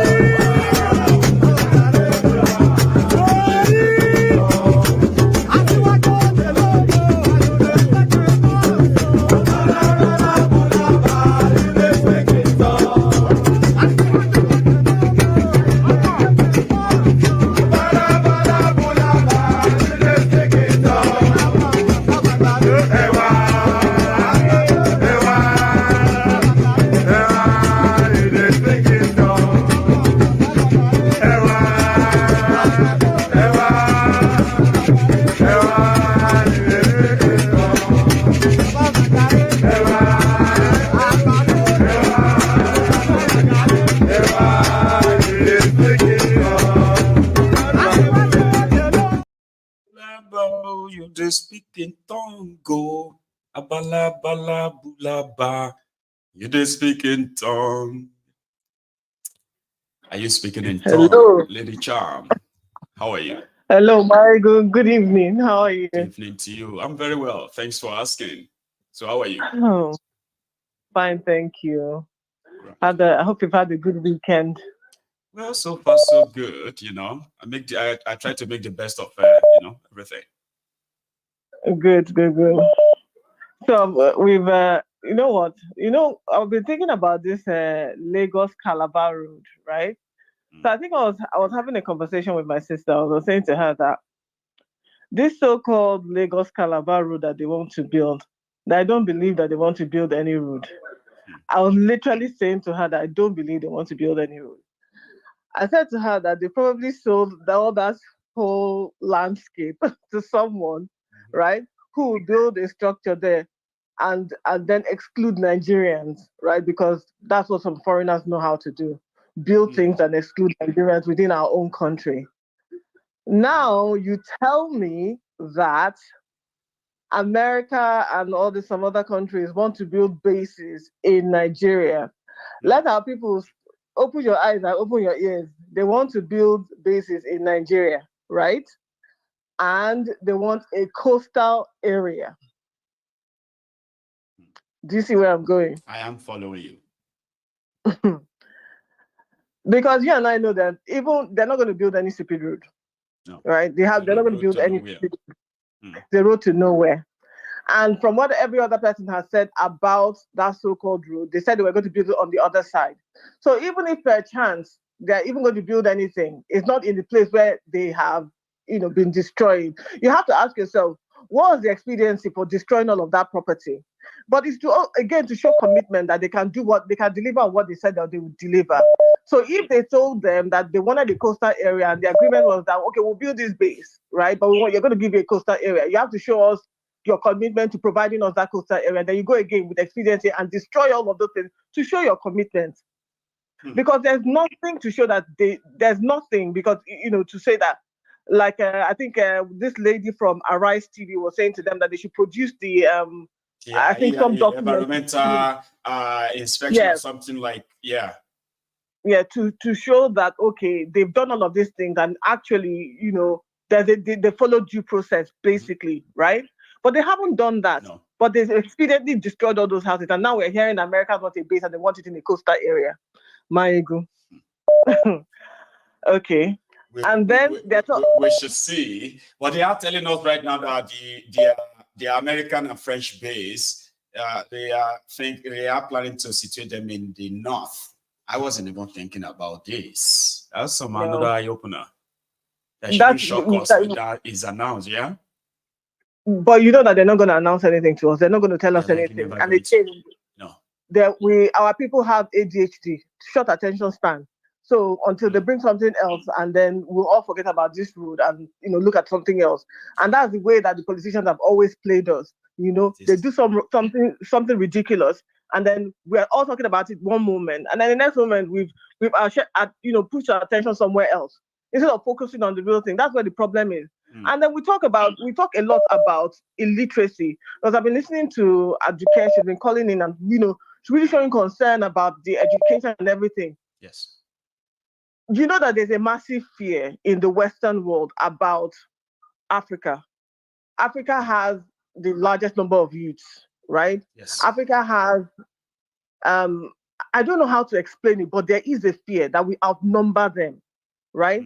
Now, the weapon that they're going to use against us is illiteracy. So they have to ensure that majority of those people remain illiterate right now, because how else are you going to be able to become a zombie in your own country? Is when you don't have information, when you don't have the capacity to push against your government, just like you're talking about now. Previously, when they had floated the idea of having bases in countries like Nigeria, you have people who were learned enough to say, no, we don't want any of this, right? But as the people become more illiterate, right, it makes it easier for them to do anything they want in that country, because the people are not as literate or able to push the government, you know, to say, okay, we understand such and such and such, and you're not meant to do this, and push them real hard, right? But as long as the people remain illiterate and unable to, you know, really think critically about the things that their government is doing, it makes it easier for third parties like America, France, and whoever to come in and do whatever they want in that country, to have an easy ride. So, I mean, the only thing I say is that we have a big battle to fight, and it's not just against the government of the day. It's also against all the foreign interests with that, you know, that want the resources in that country, right, in that whole region, right? Because we keep thinking, well, our problem is just the politicians. Our problem is not just the politicians; it's also the outside forces as well, right? And they seem to have more, how will I put it, more power. You know, they're able to put certain more power and influence. They're able to put certain idiots into power and ensure that they stay there, right? Wreak all this kind of havoc, ensure that your people are not educated. Because trust me, Tinubu is not interested in educating anybody or improving the educational system to ensure that his people are enlightened and can think critically for the next generation or for the next millennium or whatever, or for the day even. Do you understand? So as we continue to have this problem, it makes it easier. We can't wait for 2027. I've been saying it and I'm saying it repeatedly. Otherwise, we will not have a country to fight to or even anything to fight for. Nigeria will become a jungle, and there are people that they would have finished the whole transition and all that we may not even have anything to fight until they tell us, what are you fighting for? We are fighting for our freedom and our life. Where? In this Nigeria, because where? You have no Nigeria or anything. You are just here as our subject. So what? When? Say, well, ask your government. Which government? Ask your government. Because they're signing away our lives. They're signing away the lives of future generations, just like that. And we're just here folding our arms, talking every day, you know, and all of that. We need to start doing something. People, we have to wake up. As for the Igbo people who are in Lagos, I don't know what else to say. They are building, they've built houses, they've done them, they've gone by the book. You know, if you consider Mende, right? They've gone by the book, they've done everything right, but here we are, they're still, you know, pulling down houses and things for like their properties, you know. Maiyegun, I really don't know what to say with regards to that particular situation. Whether to say, okay, people, we have to start thinking of outside the box. If they don't want us there, then we have to go somewhere else. Okay? Even but we the have to start situation thinking is even not just the Igbos anymore. If you have your money, even if you are a Yoruba, you know, you are advised to be very careful. You lose everything. If you are one of those who are hiding anywhere in Lagos, these criminal politicians want everything for themselves. And all they have to do is to say one reason or another, get rid of your property and claim your land. But see, bottom line, because I know other people want to call in and also chip in and everything.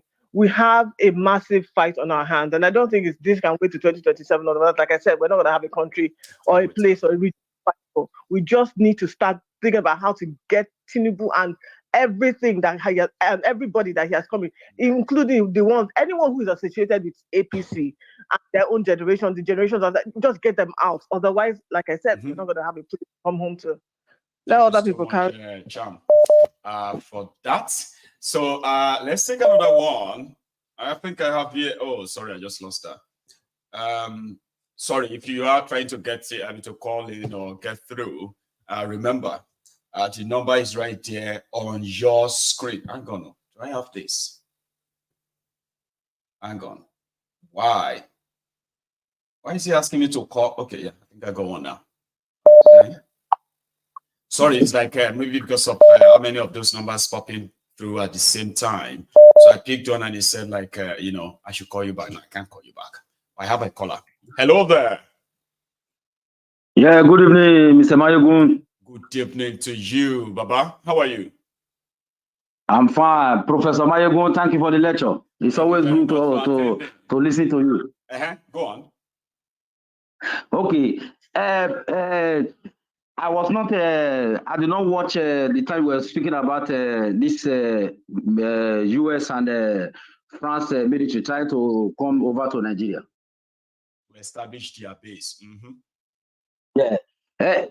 Why do Nigerians as a whole, home and abroad, Why is every Nigeria descending so low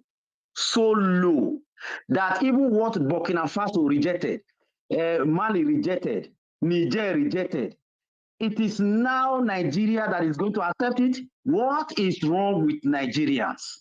What is wrong? Because I want this thing. Let me say this. Yeah. The agreement, colonial agreement, that is what these Francophone countries rejected, canceling that agreement, because colonialism was never put to an end. And that is why those military bases were over those countries in order to continue to exploit those Francophones. So the same thing is what is happening to Nigeria, even if we're not having bases before, because the colonial agreement is in the document that has to do with that Commonwealth nonsense that the British wrote that make all these Commonwealth nations to submit everything they have to these colonial masters.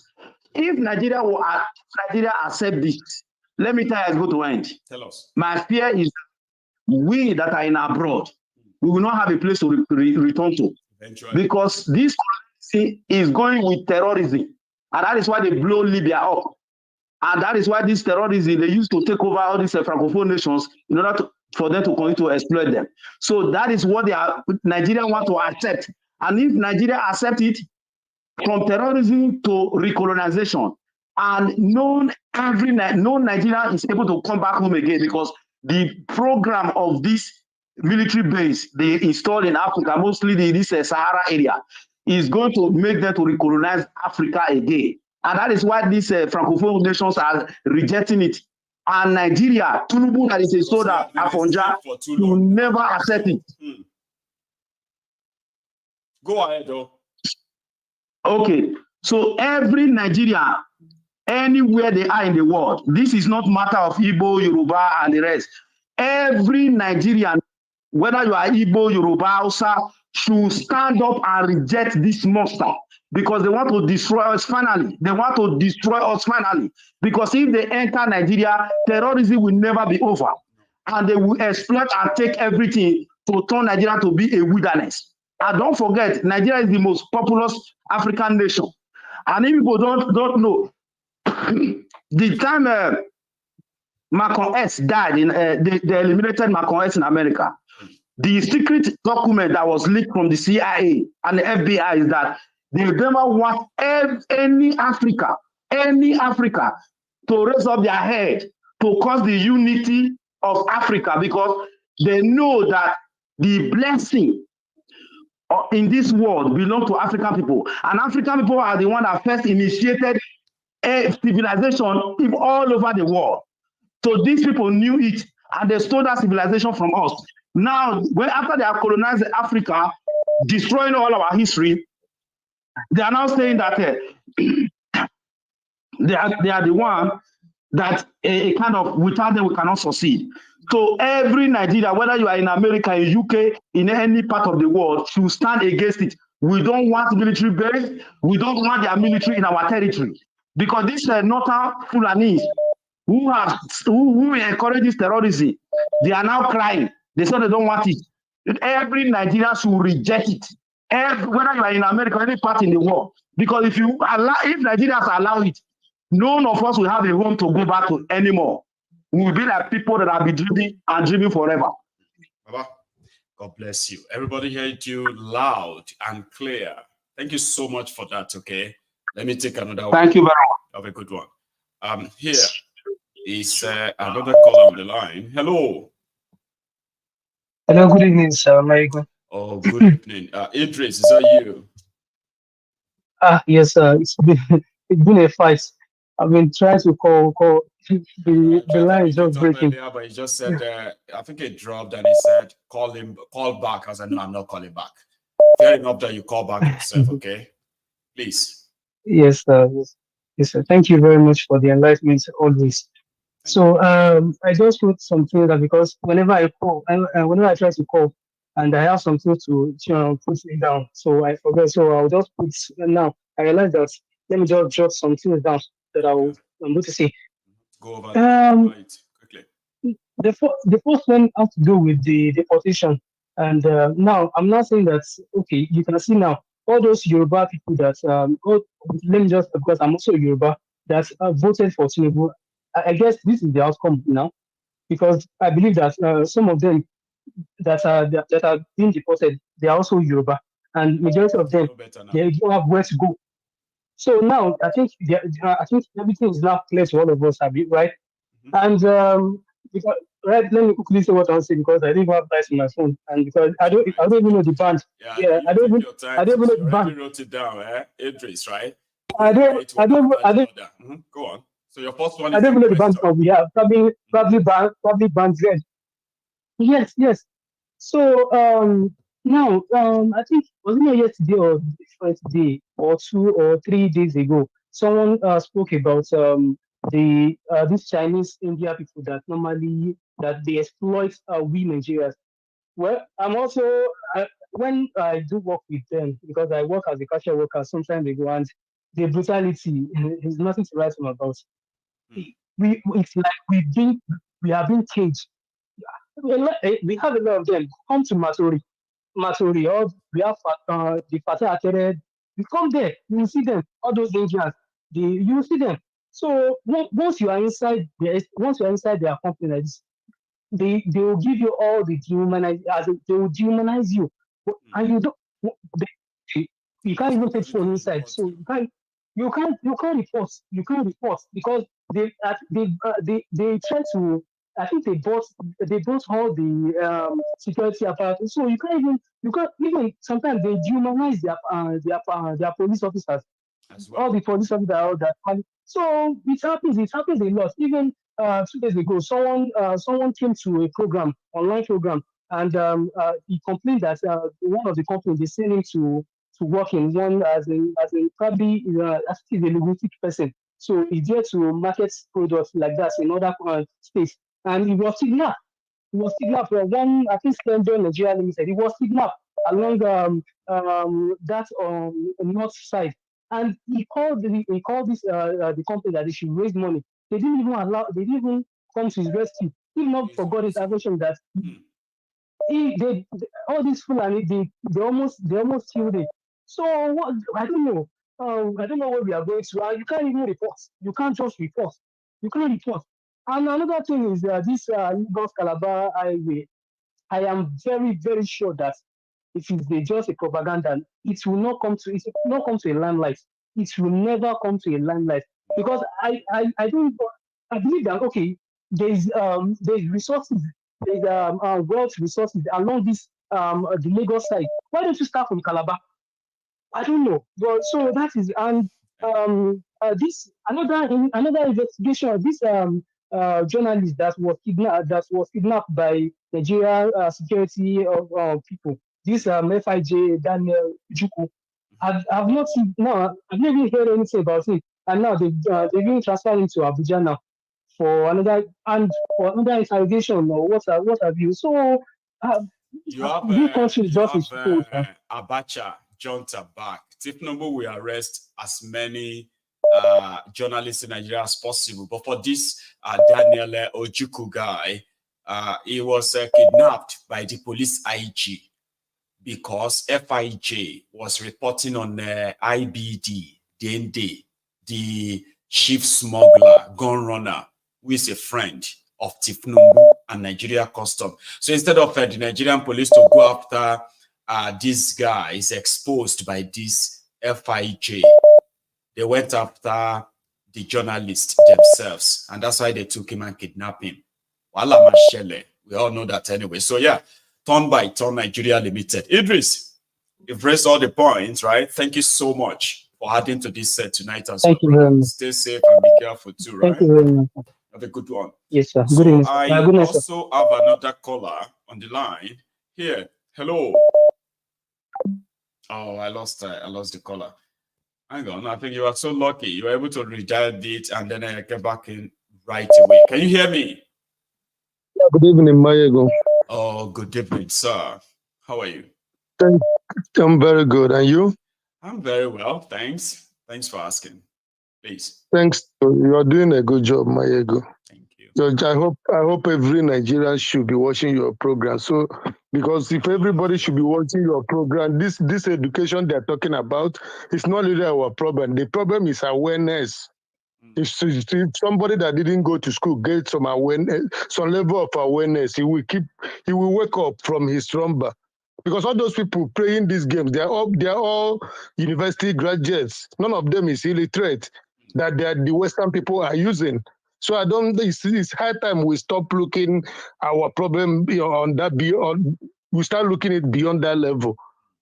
You know, remember, Mike, do you remember there's a time Buhari was saying they will take all the coastal, they want to take all the coastal line. Everybody was, yes, everybody was complaining, but basically this is what they want to do. They alone know their plan, but I know it's not for the betterment of the people. Yes, they know they have agenda. And they want to, that is what they want to carry on. And whenever you talk about this project, some people turn it to be tribal thing, which I don't understand. How can we have it?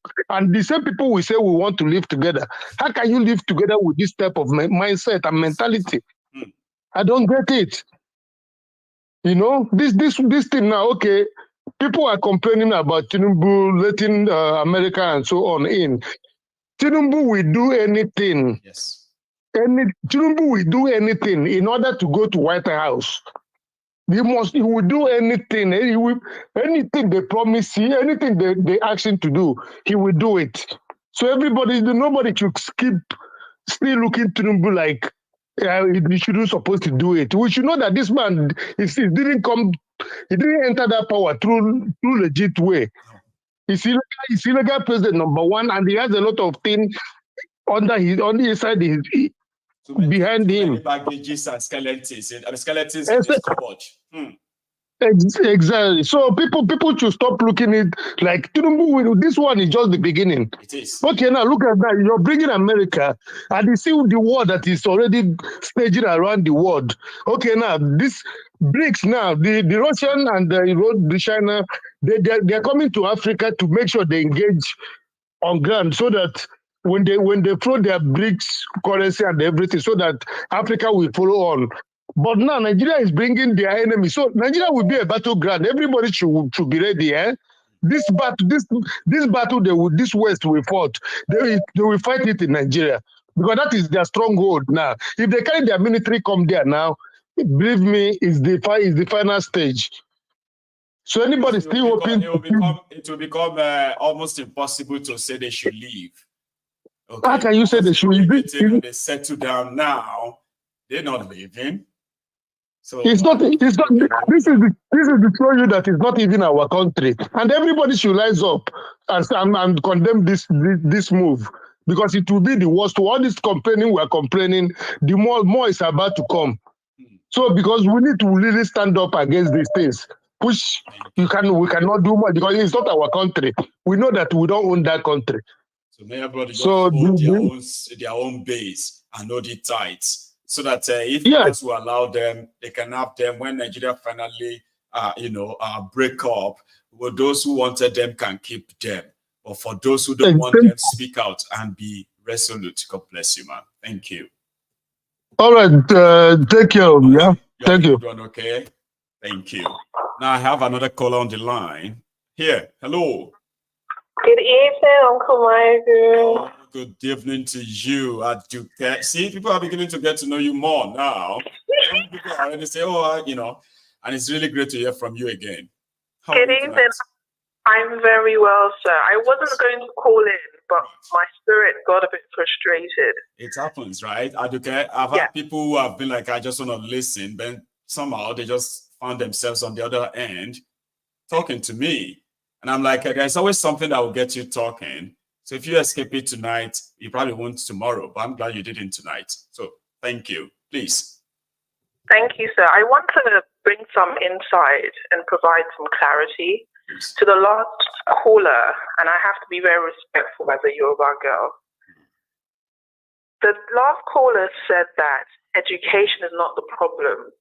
He said that awareness is the problem. That's an absolute false statement. This is not 1970s where there was free education. This is 2024. Okay? 60% of children between the age of 7 and 15 do not go to school in Nigeria. So before you can have awareness, the person must be able to read. How can you want someone to have awareness if they cannot read? Number one. Number two, the northern part of Nigeria has 2% of education. So if you live in a city like Lagos, you live in Port Harcourt, you live somewhere that's very vibrant, imagine that minus 60%. Wow. Okay? There's no education in the northern part of Nigeria. It's like famine land. And Abuja is not northern part of Nigeria. So in order for us to stop being angry, you have to empower your citizens. It's not even about saying go to school. How can I go to school where there is no schools? And then the gentleman said something else. He said, oh, it's the university people that are controlling the country and making decisions. You do know that majority of people that go to university were taught by uneducated people. I know that. Number four, the Nigerian system does not teach governance or politics. So you have a generation of children who know nothing about the politics of their country. So when you're all complaining, I'm reading the comments and people are saying, oh, I can't believe they voted for APC. Who else would they vote for? Can they read? They can barely drink Gary and you're upset that people are voting for APC. That's all they know. They can't even read or understand things. Comprehension is also There's no big comprehension. problem. So we have to understand things from an analytical perspective. Our anger has to be distributed in the right way. If you want to contribute to change in Nigeria, you have to address the young people. They're not literate, they're not educated, they can't comprehend. They know nothing about the Nigerian history. No. Because do you know what it means to not have history taught in your schools? Do you know what that does to you psychologically? It's the same problem you have in the UK where as Africans in the UK, you know more about the Queen. Why do I know about the Queen? I didn't grow up with a white mother. My mother was not white, but why do I know more about the Queen than I even know about my mother? Because I went to school from the age of 5 to 16, and every day they taught me about a white woman called Queen Elizabeth. Right. Right? So reasoning comes from somewhere. The reason why we're all angry is because we don't want to address the elephant in the room. If you want a nation to change, you must educate. Now, education doesn't mean teaching English. No. It means giving them the tools so they can now make their decisions. So when we're getting angry about the people is not you living in your 4-bedroom apartment in Victoria Island. No. The people is not you living in your apartment in Kedja. The people they don't have roofs over their home. Do you know what it means to live in a house with no roof? I can only imagine. So let's please, I need us to be more analytical and let's look at strategies to solve problems. The generation that's going to change Nigeria are not the adults. Adults do not care anymore. But if you don't equip these young people, they are going to turn on you. They will. And you're going to wake up to anarchy. And we don't want that. Thank you. Aduke, thank you so much as always, okay? Thanks for this one too. Good night. Probably kind of have got people to start thinking now. And I love that. You know, you can strike thoughts, what have you, in people and begin to say, okay. So you have a good evening, okay? Thank you so much. Bye-bye. That's Aduke from here in the UK. Someone who has paid so much attention to while everyone is trying to figure it out. What's the problem? I love our own perspective and angle, right? It is an angle of saying, you see, we are so concerned about what is going on now that we are not paying attention to the damages, which is even worse than you don't have money, terrible economy, this or that. It is the miseducation of our children or non-education of our children at all. That is a future disaster, okay? That is going to be worse than whatever we are experiencing now. And I love that. So if we want something done, we must pay attention to the grassroots, especially the children.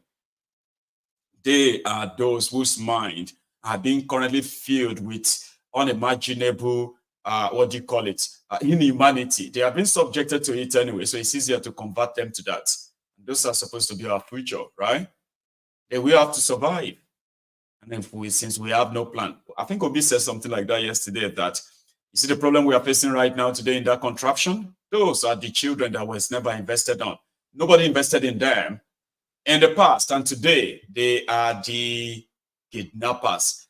Their governor from Katsina State said yesterday that things are so bad that the terrorists are recruiting young people with just 500 naira in northern Nigeria. 500 naira, recruit them into terrorism. That's worse. So that's what Aduke is driving at. It's going to be worse.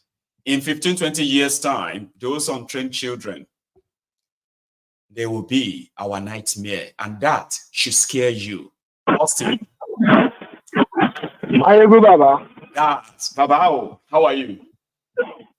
I'm okay. Good evening. Good evening to you. Ladies and gentlemen, this is Austin. I've managed to get him also to get on tonight.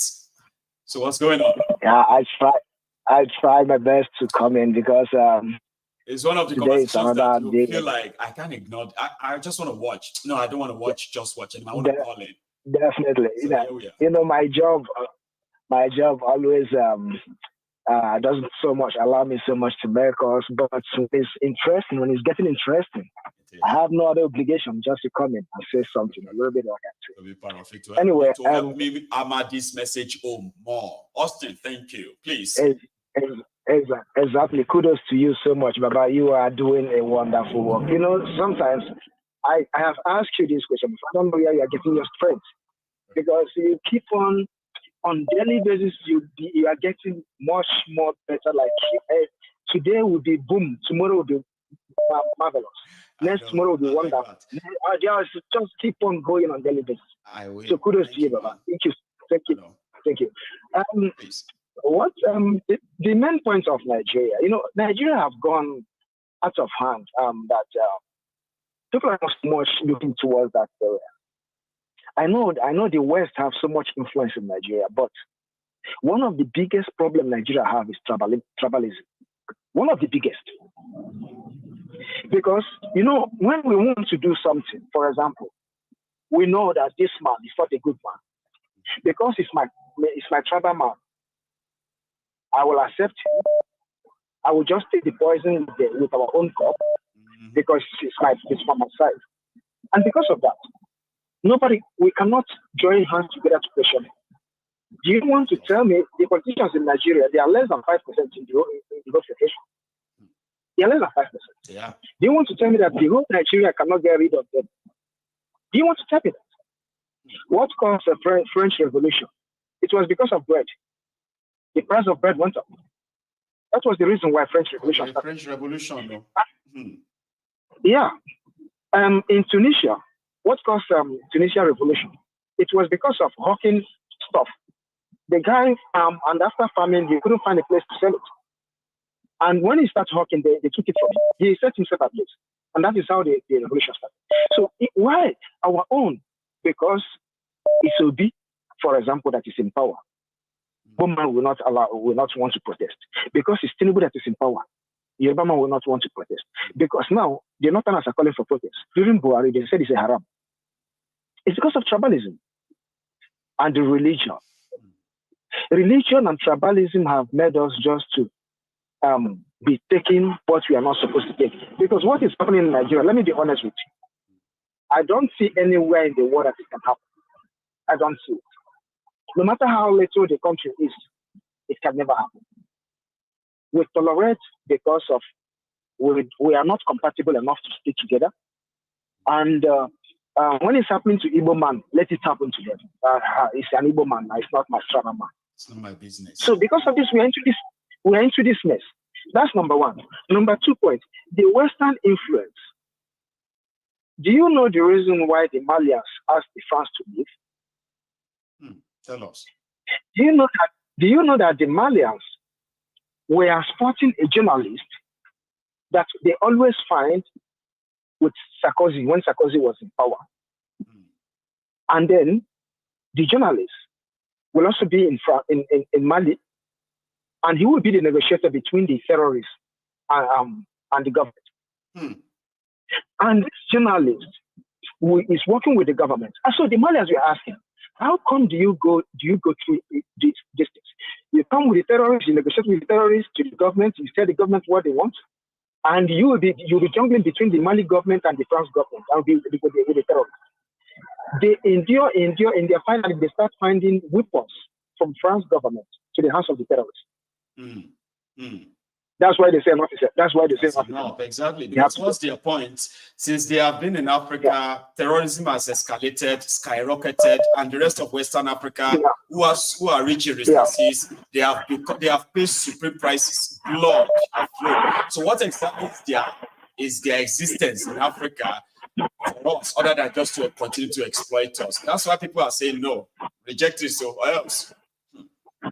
So now, Tinubu has watered the ground for them because of his illegitimacy.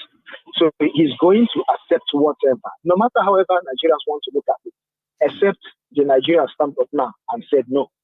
If we keep on saying he won't do it, he won't do it, he will do more than that. He will do more than that. And now let nobody, not only Tinubu, let me be honest with you, any other person, if you take Umahi and put there, Umahi will do in short, Umahi will be the one to beg them. If you make Umahi president today, he will be the one to beg the France and say, please come and build your military base.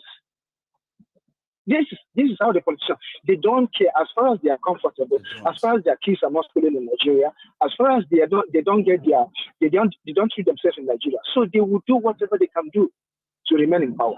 So let no Nigerian think there will be any savior from somewhere that is coming to help us. However, only option that left for Nigeria, disintegrate Nigeria. Let us stop arguing and talking about how to fix Nigeria. You can never fix Nigeria. Nigeria is gone forever. Nigeria has gone forever. The only option for Nigeria is left for Nigeria. Break Nigeria. Break it up, and we will have peace. God bless you. Break it up so that Fulani will not come to your land, to my land, to any person's land to terrorize us. Because if they come to my land when we are Biafrans, we will deal with them as Biafrans. That's the point. Don't come to a place where you're not invited. If they cross the border of Biafra, they will be crossing to the country, an independent country that has every right to do whatever they like. And I promise you, they won't go back. They will never go back. They will never go back. So Nigeria should canvas for the breakup. So Maiyegun, thank you so much. Thank you so much. I really appreciate it. Thanks a lot as well. That is Austin. I also, let me see, I think I have another caller on the line, but I'm going to ask them to hold. Now, this is I want to make 2 appeals, okay? In the next coming days, when I put my act together, I am going to actually reach out to all of you for your personal support for me, for Maiyegun and this place, okay? I have still been held back. There are things that are supposed to be done that are still holding me back from actually doing or using this place for to its optimum use, and it breaks my heart, okay? So I have spent a lot, and right now I can't spend that much anymore without going into a debt, and I don't want to go into debt.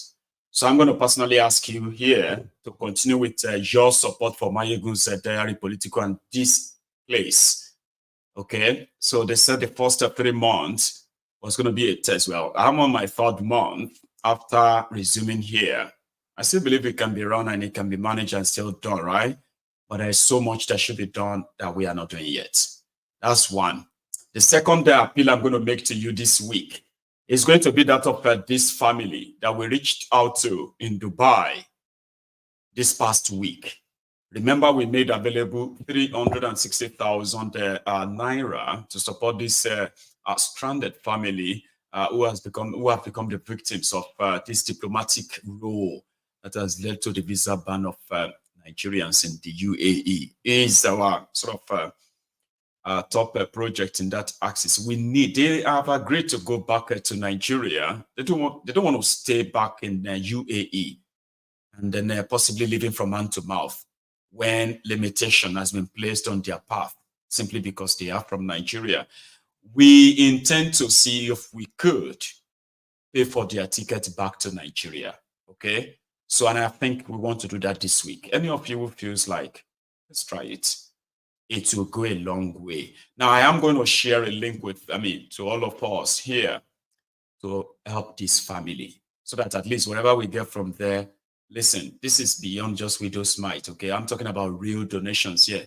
Getting them the ticket for the entire family, about 4 or 5 of them, and the children, getting them back safely to Nigeria is now what they want to do. And this week, I am going to need your help. And I hope you're going to help me. I hope I can count on you, as always, just so you know beforehand, so I don't shock you during the week. Please, this week is so important, and I hope I see a lot of you, my friends, come to my aid. I think I also have a caller here. Hello. Hello, Baba. Babo. I greet you, my brother. I do, MG. Baba, good evening to you too. So how are you doing today, sir? I did very fine. No, I didn't know ya. Fantastic. Baba, everybody can hear you, Baba. Please. Okay, awesome. First of all, I want to thank you for the good job you are doing. This is I like to be known as Freedom from Jersey. Yeah, Freedom. I think I saw something like a Freedom Trade. And I'm like, okay, yeah, that's me. For you to say so. I'll call you Freedom, sir. Yeah, is that your name on that in that comment section on YouTube? Is that?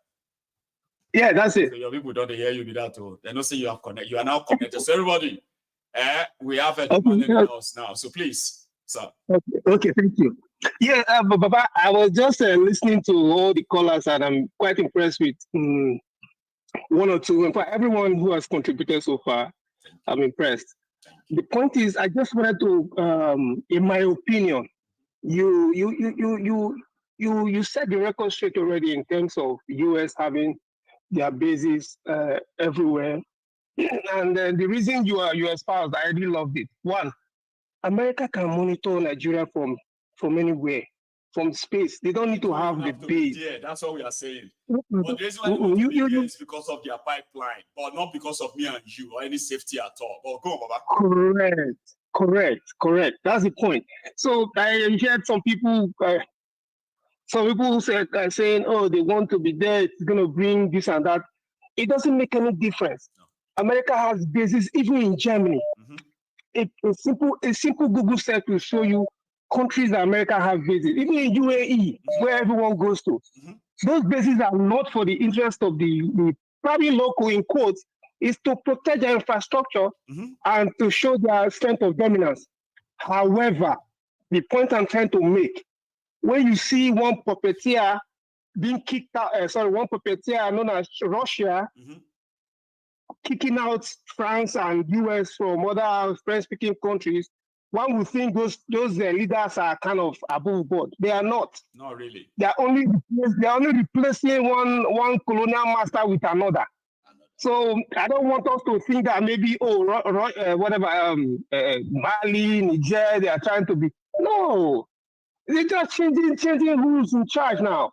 I think China has about 3 or 4 countries that they have bases in also. Yeah, they are also building bases too. Yes, sir. Correct. Simple Google search. Just say countries. You see all the list of countries that America has bases, even all the way to Kenya. I know. Kenya, even what's it called? Norway and all that. So the point is, let's not overflow this matter. It's not for our interest. It's for the interest of the colonial masters. They still are masters in quote. Yes, Baba. Yeah. One more thing, as per Koolu, honestly, if God does not stop Koolu, Koolu will stop Nigeria.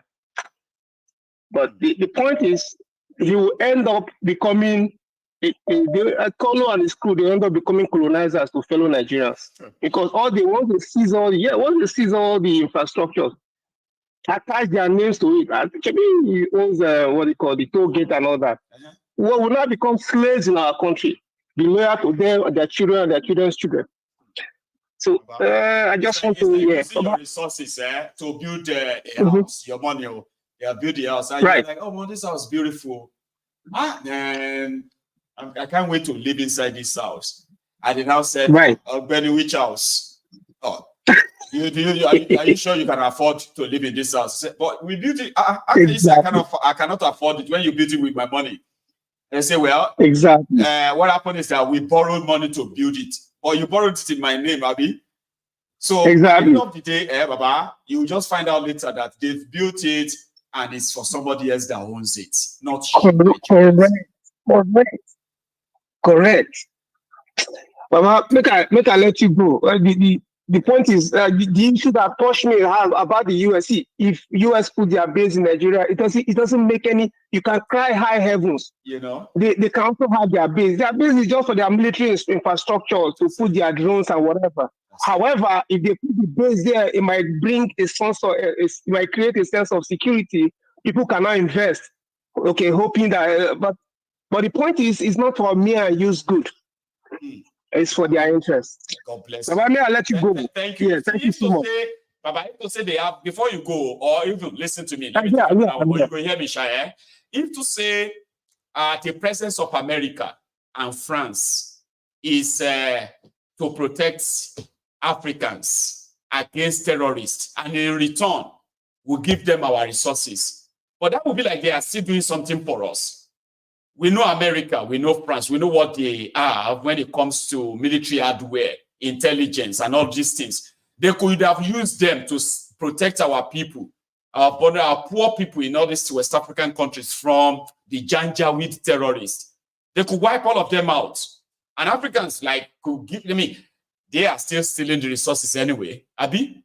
So Africans have no chance of stopping them from stealing the resources, even if in our protection, ordinary protection, give it to us. So for all these years, they couldn't protect the Malians, protected the Guineans, protected the Burkinabes, protected the Nigerians or the Chadians. These are all spots for different terror groups. What gives you the assurance that once they now bring the base to Nigeria is when they will now protect you? Like, how would you even believe that? Huh. Hello. Tone and Tony. Baba, how are you doing? Very well. How are you, sir? It's like you finally gave up on me, you know?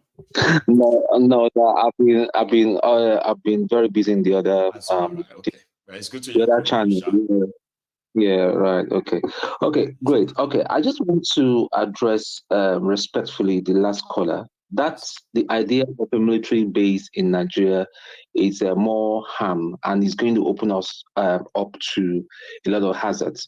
And people don't even realize that there's a bigger thing in the stage that is playing out, and that's the World War III. It's going to happen. Now, the reality is, if there's a World War III, all these outposts, or you can call it a base, but they are basically military outposts, they're going to use that as a launching pad and for their war. Do we want to really get involved in the World War III? We don't want. If they want to destroy themselves in Europe and all that, let them go destroy themselves. We don't want that. We don't want that as well. And number two, the experiments that they did in Niger, they will come and perfect it in Nigeria. Nigeria have got a lot of natural resources, even more than we even know. There's some natural resources I'm sure that we even have that. If they start telling you that Nigeria have it in abundance, we'll be saying, hang on a minute. So it has been in all this while, and there are some few people that have been enjoying that, is selling it and enriching themselves. Yeah. So Nigeria is a crime state. You see, when we keep saying that is a state capture, they will say Maiyegun is talking too much. That man is now an obedient and all that. See, I don't care whatever name you call me, but the good thing is that everybody is now chopping the breakfast. Everybody is now suffering and seeing it. All those Yoruba Rono people and all that kind of thing, all of them they don't hear. Everybody they hear we and all that, you know. So having America to have a base in Nigeria is going to be another colonization. Listen, even the Chinese, you don't know the death of the Chinese. I'm just looking for the right word. To all these regions in Africa too, right? They have taken over Lagos State. Do you know a lot of Chinese businessmen have freehold land in Lagos? Yes. Freehold, like 1 acre, 2 acre, 3 acre. Freehold. Why should you be giving? Maybe you haven't, or maybe you do know, Sha, anyway. You know, we have been talking about Eco Atlantic City. You've got the few others along that axis. These guys, they are the owners of most of the lands in Lekki Peninsula, Free Trade Zone, all those areas. Now, them get up, not Nigerians, so. And we are not talking about hiring the land, though. Outright sold off to them. Of course, now after the third or fourth roundabout in Lekki, there's an estate there. There is those places they are like there's a shop right there. Behind that shop right, there's an estate. The Chinese has been building that estate. So they came in softly, just like construction workers. They've taken over. Why would they not take over? Because Tinubu and his Lagos boys they invited the Chinese. Look at their so-called Dockland railway that they built and all that with all the money. That was a scam. That was a sellout. There are many ports where they build private. You know, these guys have built private ports for themselves, apart from the main port in Lagos. Exactly, to export. The Chinese, the Lebanese, all of these guys, they have their private seaports. That is not the main one you are seeing in Atapapao right now. Exactly. That as we speak right now, they are shipping out our timber. Our Mumu police and the customs are even providing protection and security for them to reach Nigeria. So it serves all the people that supported Tinubu right, and all the people that are still supporting Tinubu. This is the evil. We're warning you that, listen, this is going to open a portal of evil into our country, and it is now playing out. The coastal roads is just madness. 25 years project. How old will Koolu be? Everybody knows that he lied about his dead by then. In 25 years, Koolu will be dead, gone. I didn't even want to say that. I know. Everyone now, because you know something as well, right? Baba, in another 100 years, me and you know go there again. We don't die. Of course, that's the reality. See, majority of us watching this video right now, in 100 years' time, will be dead, gone. Some of us they won't even remember some of us. So that is why don't let anybody threaten us with this or not. Okay, but go on, Baba. So that's why the other thing that we proposed about, you remember our private discussion some time ago about I wanted you to come over. You still need to come because there's some proposals that we are doing to go to the grassroots and start educating people. And how do we educate people? We need money. There are people, there are a couple of people, not that we're very rich, but we are willing to, our widow's mind to put things together to start changing the mindset of people. Because if the mindset of the people cannot change, we will still remain in this. Nnamdi Kanu, listen, IPOB people, let me just tell you, this time, make una go get sense. So this evil man would not release Mazi Nnamdi Kanu. Koolu is so evil. The only language he will understand is force. And all of us need to gather together and apply for apply a force, even if we have to go and kidnap him back, and so that he will be free, so be it. Because he is going to hold on to Nnamdi Kanu, and he's going to hold on to other people that they are now snatching. Make more other people disappear or locked up. Exactly. So there's some dark. Look at this guy. Look at Daniel Ojukwu. You've heard about him, right? Yeah. Simply because they couldn't get Fisayo. You know, Fisayo is in the US, right? So Fisayo is going to return back, but they can't declare Fisayo wanted. Now they have been harassing all the journalists working with the FIJ, all because they reported on smuggler IBD. So So you're right. A lot of people would end up joining Nnamdi Kanu there. Maybe myself go still join them. I don't know where they go pick me up. Sure you get. So no, you're right. What I will tell you, anytime you want to go to Nigeria, the last time I went to Nigeria, not too long ago, I knew how I landed. Maybe later just chat me up. That's the safest way. I know that you don't fly into Lagos. You know what my people said, Tone, right? You know what my people said. Don't fly into Lagos. Yeah. At all. Sure you get. No. If you have to go, there's a way you can go on. Of course, there'll be a time, but I'm only saying. I said my people will be like, no. To them, don't even have a chat around it. But Tone, right? You and I have a lot that we're still going to do together, including all the guys around you, on the other side. Yeah. We are looking at working together, discovering and finding a common ground, and hopefully, we could probably pull something off. But let's keep trying. Yeah. Tone. Definitely. Okay. Thank you, sir. Okay. Have a good evening here. So, again, guys, if you are still here with us, you know that you have to show that you are here, right? Even the number is now coming down from the 2,000 of us on YouTube. We're now down to somewhere around 1,600. But guess what? We couldn't never pull 1,000 offering, 1,000 like. Can you believe that? Listen, if you haven't really liked the broadcast, please do, okay? Also, if you really love this and you want to still be part of it, like we run things here in the temple, all you have to do is to subscribe to my channel, okay? And if you try to subscribe and you can't, you need your email to sign up onto YouTube. Come on, go to YouTube. You will see where it says sign in. Now, if you are not already signed in, right? Well, so if you don't have an account like you say, okay, then sign up. Signing up means you will use your email and give your detail. And then that's it. You have a YouTube. And you can like, you can share, and you can subscribe. Make it count. Here is another caller. Hello there. Yes, sir. Yes, sir. How are you this evening? Good evening. Sir. Yes, sir. All right. Is that one? Is that Air Force One? Is that you? That's me, sir. That's me. I've been speaking to a lot of people for a very long time that I'm so used to your voice without even looking at your numbers.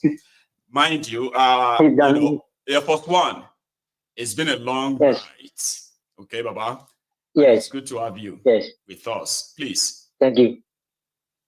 All right. So first of all, let me start by saying that the military base, as in the U.S. military base, nobody wants. Okay, let me say it like this: no country in their right senses ever wants U.S. to be at their backyard. They don't. They do not. Nobody wants it. So this idea of they're going to come and maybe there'll be security, it will scare away the terrorists or whatever, it will not do nothing. They are all for their interest. That is what all it's all about. It is for their own personal interest. And that's what they do for time immemorial. Either France, US, at least those two, even United Kingdom, that's what they do. That's what they do. They protect their own interest. Now, I really like what that lady, Aduke, I think this is the second time I'm listening to her. Oh, yeah? She is very fast. She's been so brilliant on the platform.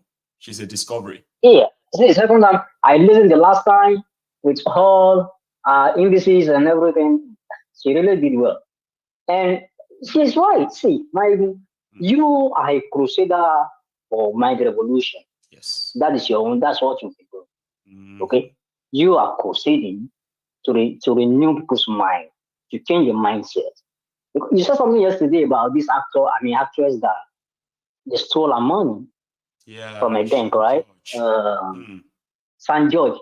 And so after you said something about how people react, how Nigerians were reacting that, just 3 million naira, is that all you have in your lifetime? So you see the mindset of, a typical Nigerian that lives in that country, that's how they think. That's how they think. And even when you look at our educational system, our curriculum, to be honest with you, true to you, since you left that nation and you stay in UK or Glasgow, you will know that there are many lies. There are many things we were taught that wasn't right. That's right. So she's very correct about education. Education is very, very important. There was this woman, I came across a woman on YouTube like just barely 3 weeks ago. They called her Jane Elliott. Jane Elliott is like a activist against racism. She's a white woman. Right. Okay. And they interviewed her. The reason why she is different from other white people. Why are they racist? And the only answer she keep giving to them like that she gave was, it is about education. That these people are not well educated. So it's like a bitterness or a you know how this is that we have with Igbo people back then, that between Yoruba and Igbo that has been transferring onto the history from even the older Igbo to the Yoruba people, even that have been victim before. It's about education. Some kids in school here have been taught that they are superior because of their skin color. I remember when my son came home from school. It wasn't talking to me directly. He was just talking, you know, and I heard him saying that somebody said he's brown in color, and another person is white in color, another one is purple in color. And I looked back, I said, who in the world is having this kind of conversation with you? And he mentioned the name. But those are the things their parents are teaching them at home. Imagine a 6-year-old boy being aware that a skin color is different from the other people. So she is very right. Aduka is very right. It's about education, renewal of the mind, orientation, stuff like that. But regarding Koolu, whether Koolu will accept them creating their military base or not, see, well, for me, Nigeria is gone anyways. Like we've been saying since 2014, the amalgamation of that stupid thing they did expired. So it's like rumble jumble right now. Everything just overtime. Nigeria is existing on overtime. Yes. So because let me tell you, right now I might not remember the name of the country, but there's a country probably close to Russia that they try to have. US was trying to have their military base in their backyard. Russia said no, they shouldn't try it. That's why they have this war now. Yeah. Ukraine, Russia. Do not try it. Do not try it. No country is in its right senses will allow US or any all these people to come and have their base. They won't. They won't allow it. Airport One. Thank you very much. Yes, sir. Okay, for your own contribution too. Okay, it's good to hear from you, sir. You have a good one. Thank you. Bless you. Thank you so much, everyone. I think we have had an extensive convo because we've had a broader conversation or topics tonight. And indeed, I am almost running out of time now. I promise you, we have just about 15 minutes to go. And I have a caller. Hello there. Hey, Maiyegun. Baba, how are you this Maiyegun Dari Politico, the yes, place where despair is not an option. Yeah, Maiyegun, quickly, I just want to address these US relocating or try to establish their base. As well as France too, so that we don't continue to sound like it's only America who wants to come and do this to us. France wants to relocate their supposed military outposts in this place to us too. Like why? Oh yeah, go. If America will allow Russia to bring their military base to Mexico, just behind their back, they should will allow them to bring their military base to our own place too. Let them allow Russia to bring their military base down to Mexico or to Chile or any of the southern states, because they won't allow it. It's not going to happen. They won't let it happen. It's just not going to happen because there's so many things that is going to go wrong if they bring any sort of things to those places. Look at every place they've gone to. If they have their military base in Europe and all of that, it's working well for them. But down to Africa, it's not going to work because is just solely for their own interest. Their intention for having their security base in Europe, we know why, to protect the interests and protect the Europeans. Their intention of having their base in Asia is to try and continue to remind China that if they try anything, they will be ready. So the reason why they have all of their bases in the Arab world, it is also to, according to them, to tame Iran and remind Iran that if you try anything with us, we are here. But in Africa, the plan is all about our resources, not the people. You see, my look, I think if there's a void anywhere, what I mean by void, if there are empty land anywhere that you're not making use of, obviously you don't see anything if you don't see anything coming out of those land, if you can't make use of those land, somebody else, even though it's your enemy, will see something useful on that land. But because we've not been able to harness the potentials of this land, and these people will see like, okay, these places are empty, let's move with our military base. If those places were actually active with industries, those places are actually active, meaningful potential things going on there. Nobody would dare want to bring in, and because if the whole north, I schooled in the north. I'm from Lagos State, and I spent close to almost 20 years in the north. And secondly, I think what's her name? The lady that called earlier, yeah, she was saying something about the north not being educated, but not really to it. I'm not really against what she said. She's spot on. She's just so right. But you'll be shocked to know the amount of people that are educated in the north. You'll be stunned to know that so many people are so much aware about what is going on compared to what we to believe, Abby.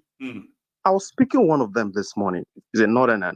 Okay, he's a Christian, right? And he told me that, look, there's an agenda the northerners are trying to actually, they're actually cooking. There's something they're trying to do. He said, you the southerners, all you want to do is you want to leave Nigeria. The country is not too good for you. You just want to shake yourself and you're out. He said the northerners are not bothered.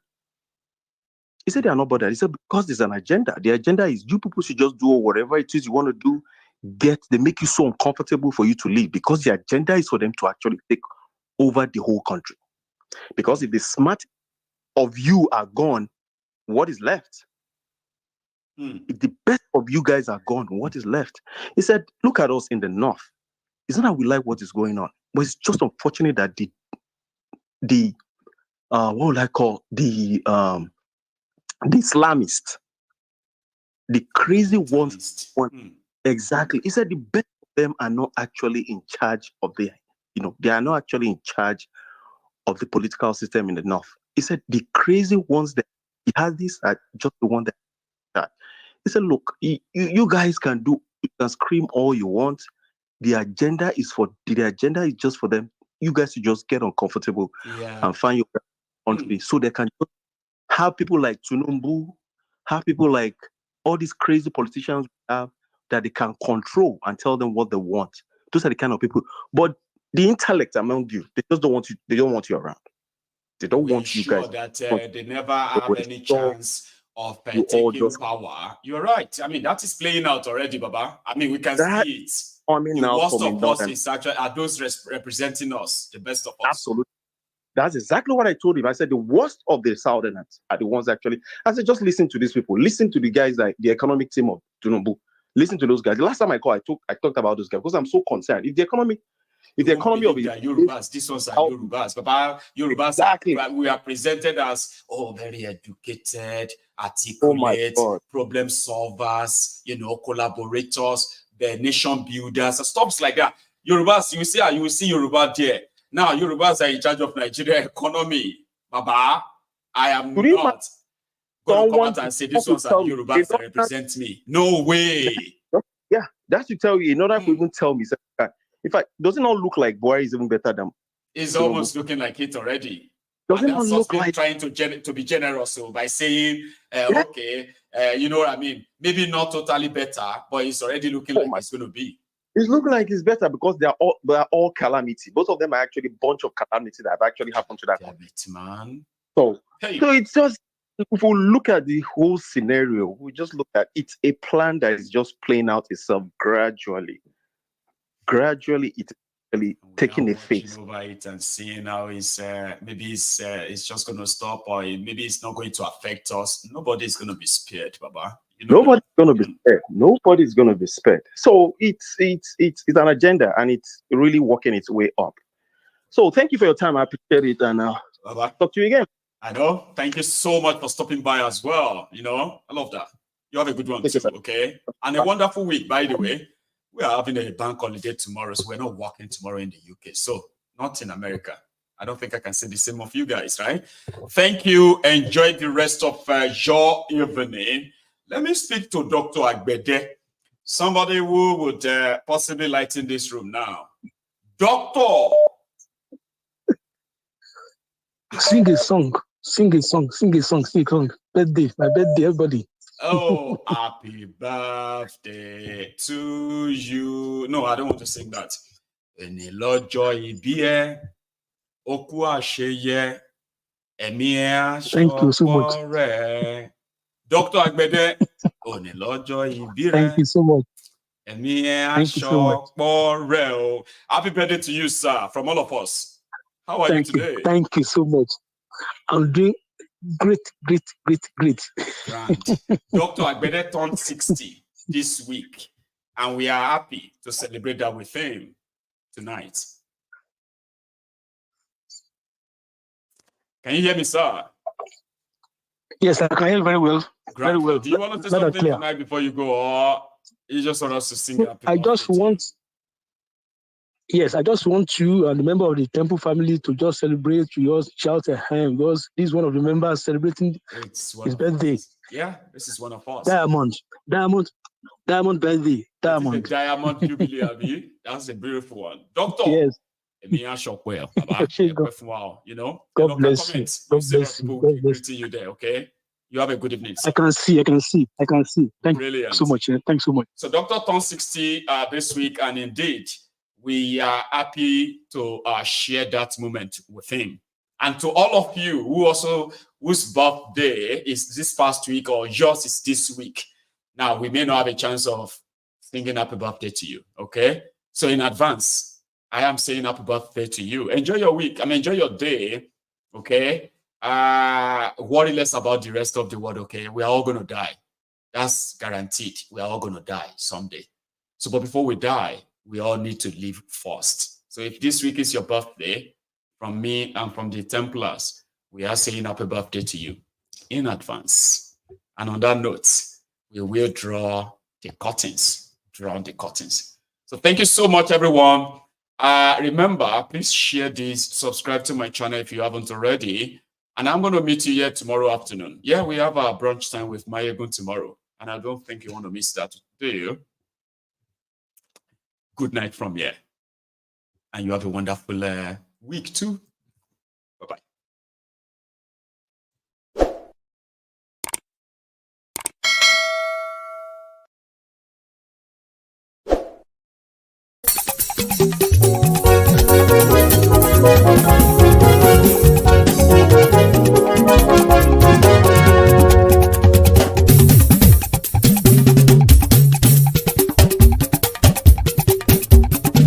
Maiyegun làwa mọ̀ làmọ̀ tó dòdòdò. Maiyegun dayari Maiyegun number one. Maiyegun làwa mọ̀ làmọ̀ tó dòdòdò. Maiyegun dayari Maiyegun number one. Maiyegun ti dé o ọ̀rẹ́ ará ìlú. Maiyegun dayari Maiyegun number one. Lórí Facebook, lórí YouTube. Maiyegun dayari Maiyegun number one. Gbogbo bó ṣe ń lọ ni Maiyegun já wa sí. Maiyegun dayari Maiyegun number one. Àṣírí ọ̀jẹ̀lú kì í bò níbẹ̀ o. Maiyegun dayari Maiyegun number one. Bó bá ṣe eré àní Maiyegun máa wí. Maiyegun dayari Maiyegun number one. Ó sì tún ṣe eré wàá gbọ́ níbẹ̀ o. Maiyegun dayari Maiyegun number one. Maiyegun dayari Politico. Maiyegun dayari Maiyegun number one. Godfatherism kò sí lọ́rọ̀ Maiyegun. Maiyegun diary náà ibi number one. Ẹ farabalẹ̀ sẹ́ o kẹgbọ́rọ̀ lẹ́nu o. Maiyegun diary náà ibi number one. Àní Maiyegun làwa mọ̀ tó dódòdó. Maiyegun diary náà ibi number one.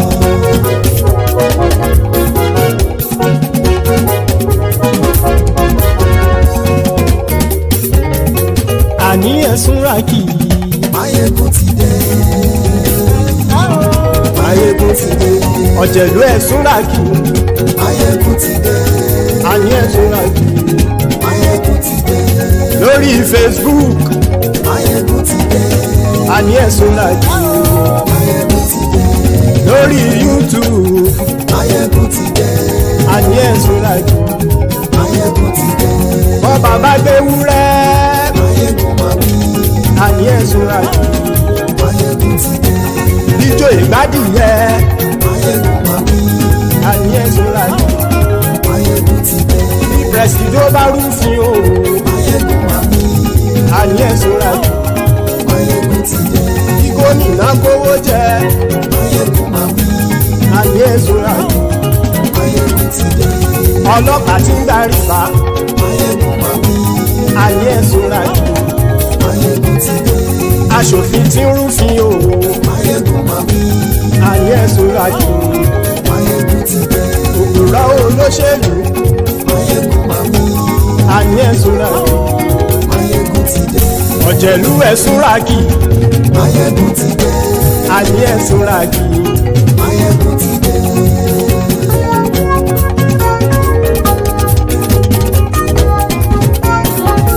Maiyegun ti dé. Gbogbo ọ̀jẹ̀lú ẹ̀sùn ràkì. Maiyegun ti dé. Gbogbo ọ̀jẹ̀lú ẹ̀sùn ràkì. Ṣùgbọ́n ní bá ti ṣe èyí tó yẹ kí wọ́n ṣe, ọmọ bá dèrò ní fi wọ́n níran o. Maiyegun ti dé. Gbogbo ọ̀jẹ̀lú ẹ̀sùn ràkì. Maiyegun ti dé. Gbogbo ọ̀jẹ̀lú ẹ̀sùn ràkì. Ṣùgbọ́n ní bá ti ṣe èyí tó yẹ kí wọ́n ṣe, ọmọ bá dèrò ní fi wọ́n níran. Wọ́n fowó bẹ́ẹ̀ o. Maiyegun ó sọ pé wọ́n ò fẹ́ bẹ̀. Wọ́n fowó bẹ́ẹ̀. Maiyegun ó sọ pé wọ́n ò fẹ́ bẹ̀. Oníkan ṣáàtì ṣe èyí tó yẹ kí wọ́n ṣe fáwọn ará ìlú tó gbé wọn débẹ̀ o. Maiyegun ti dé. Gbogbo ọ̀jẹ̀lú ẹ̀sùn ràkì. Maiyegun ti dé. Gbogbo ọ̀jẹ̀lú ẹ̀sùn ràkì. Ṣùgbọ́n ní bá ti ṣe yìí tó yẹ kí wọ́n ṣe, ọmọ bá dẹ́rọ̀ ò ní fi wọ́n níran. Kì máa yí ṣe eré, ọ̀rọ̀ yìí kì í ṣe ẹ̀fẹ̀. Kì máa yí ṣe eré, ọ̀rọ̀ yìí kì í ṣe ẹ̀fẹ̀. Ẹni bá ti lè lẹ́bọ̀ lẹ́rù o, ọmọ bá dèrò kàṣàyè tú wọn síta. Maiyegun ti dé. Gbogbo ọ̀jẹ̀lú ẹ̀sùn ràkì. Maiyegun ti dé. Gbogbo ọ̀jẹ̀lú ẹ̀sùn ràkì. Ṣùgbọ́n ní bá ti ṣe yìí tó yẹ kí wọ́n ṣe, ọmọ bá dẹ́rọ̀ ò ní fi wọ́n níran. Tẹnitẹni ọmọ Maiyegun ọ̀rẹ́ ara ìlú mọ̀mọ́ ni mo fọlọ́hún ṣọ́ ẹ̀ bá kìlẹ́bù.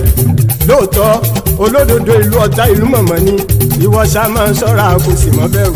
Bọ́tà ń lè rí bóníṣègùn lé káwọn mọ̀mọ́ fi ṣera wọn ni ó ti dẹrùn tí wọn ò gbọ́dọ̀ sì mọ́ bẹ̀. Èèpo ọ̀bọ lọmọ bá dérò tàjẹ́ ò gbọ́dọ̀ jẹ́, ó ti jọba lórí abínú ẹni kò sì mọ́ fòyà. Àìsíwọ́lu ní ẹnìkẹ́ ìgbódì ẹyin lábàrá o, ó kó ẹni tó bá dán o àkàmù. Maiyegun ti dé. Gbogbo ọ̀jẹ̀lú ẹ̀sùn ràkì. Maiyegun ti dé. Gbogbo ọ̀jẹ̀lú ẹ̀sùn ràkì o. Ẹ̀yin bá ti ṣe yìí tó yẹ kí wọ́n ṣe, ọmọ bá dèrò òní fi wọ́n níran o. Maiyegun ti dé. Gbogbo ọ̀jẹ̀lú ẹ̀sùn ràkì. Maiyegun ti dé. ọ̀jẹ̀lú ẹ̀ súra ṣùgbọ́n ní bá ti ṣe yìí tó yẹ kí wọ́n ṣe ọmọ bá dẹ́rọ̀ ò ní fi wọ́n níran.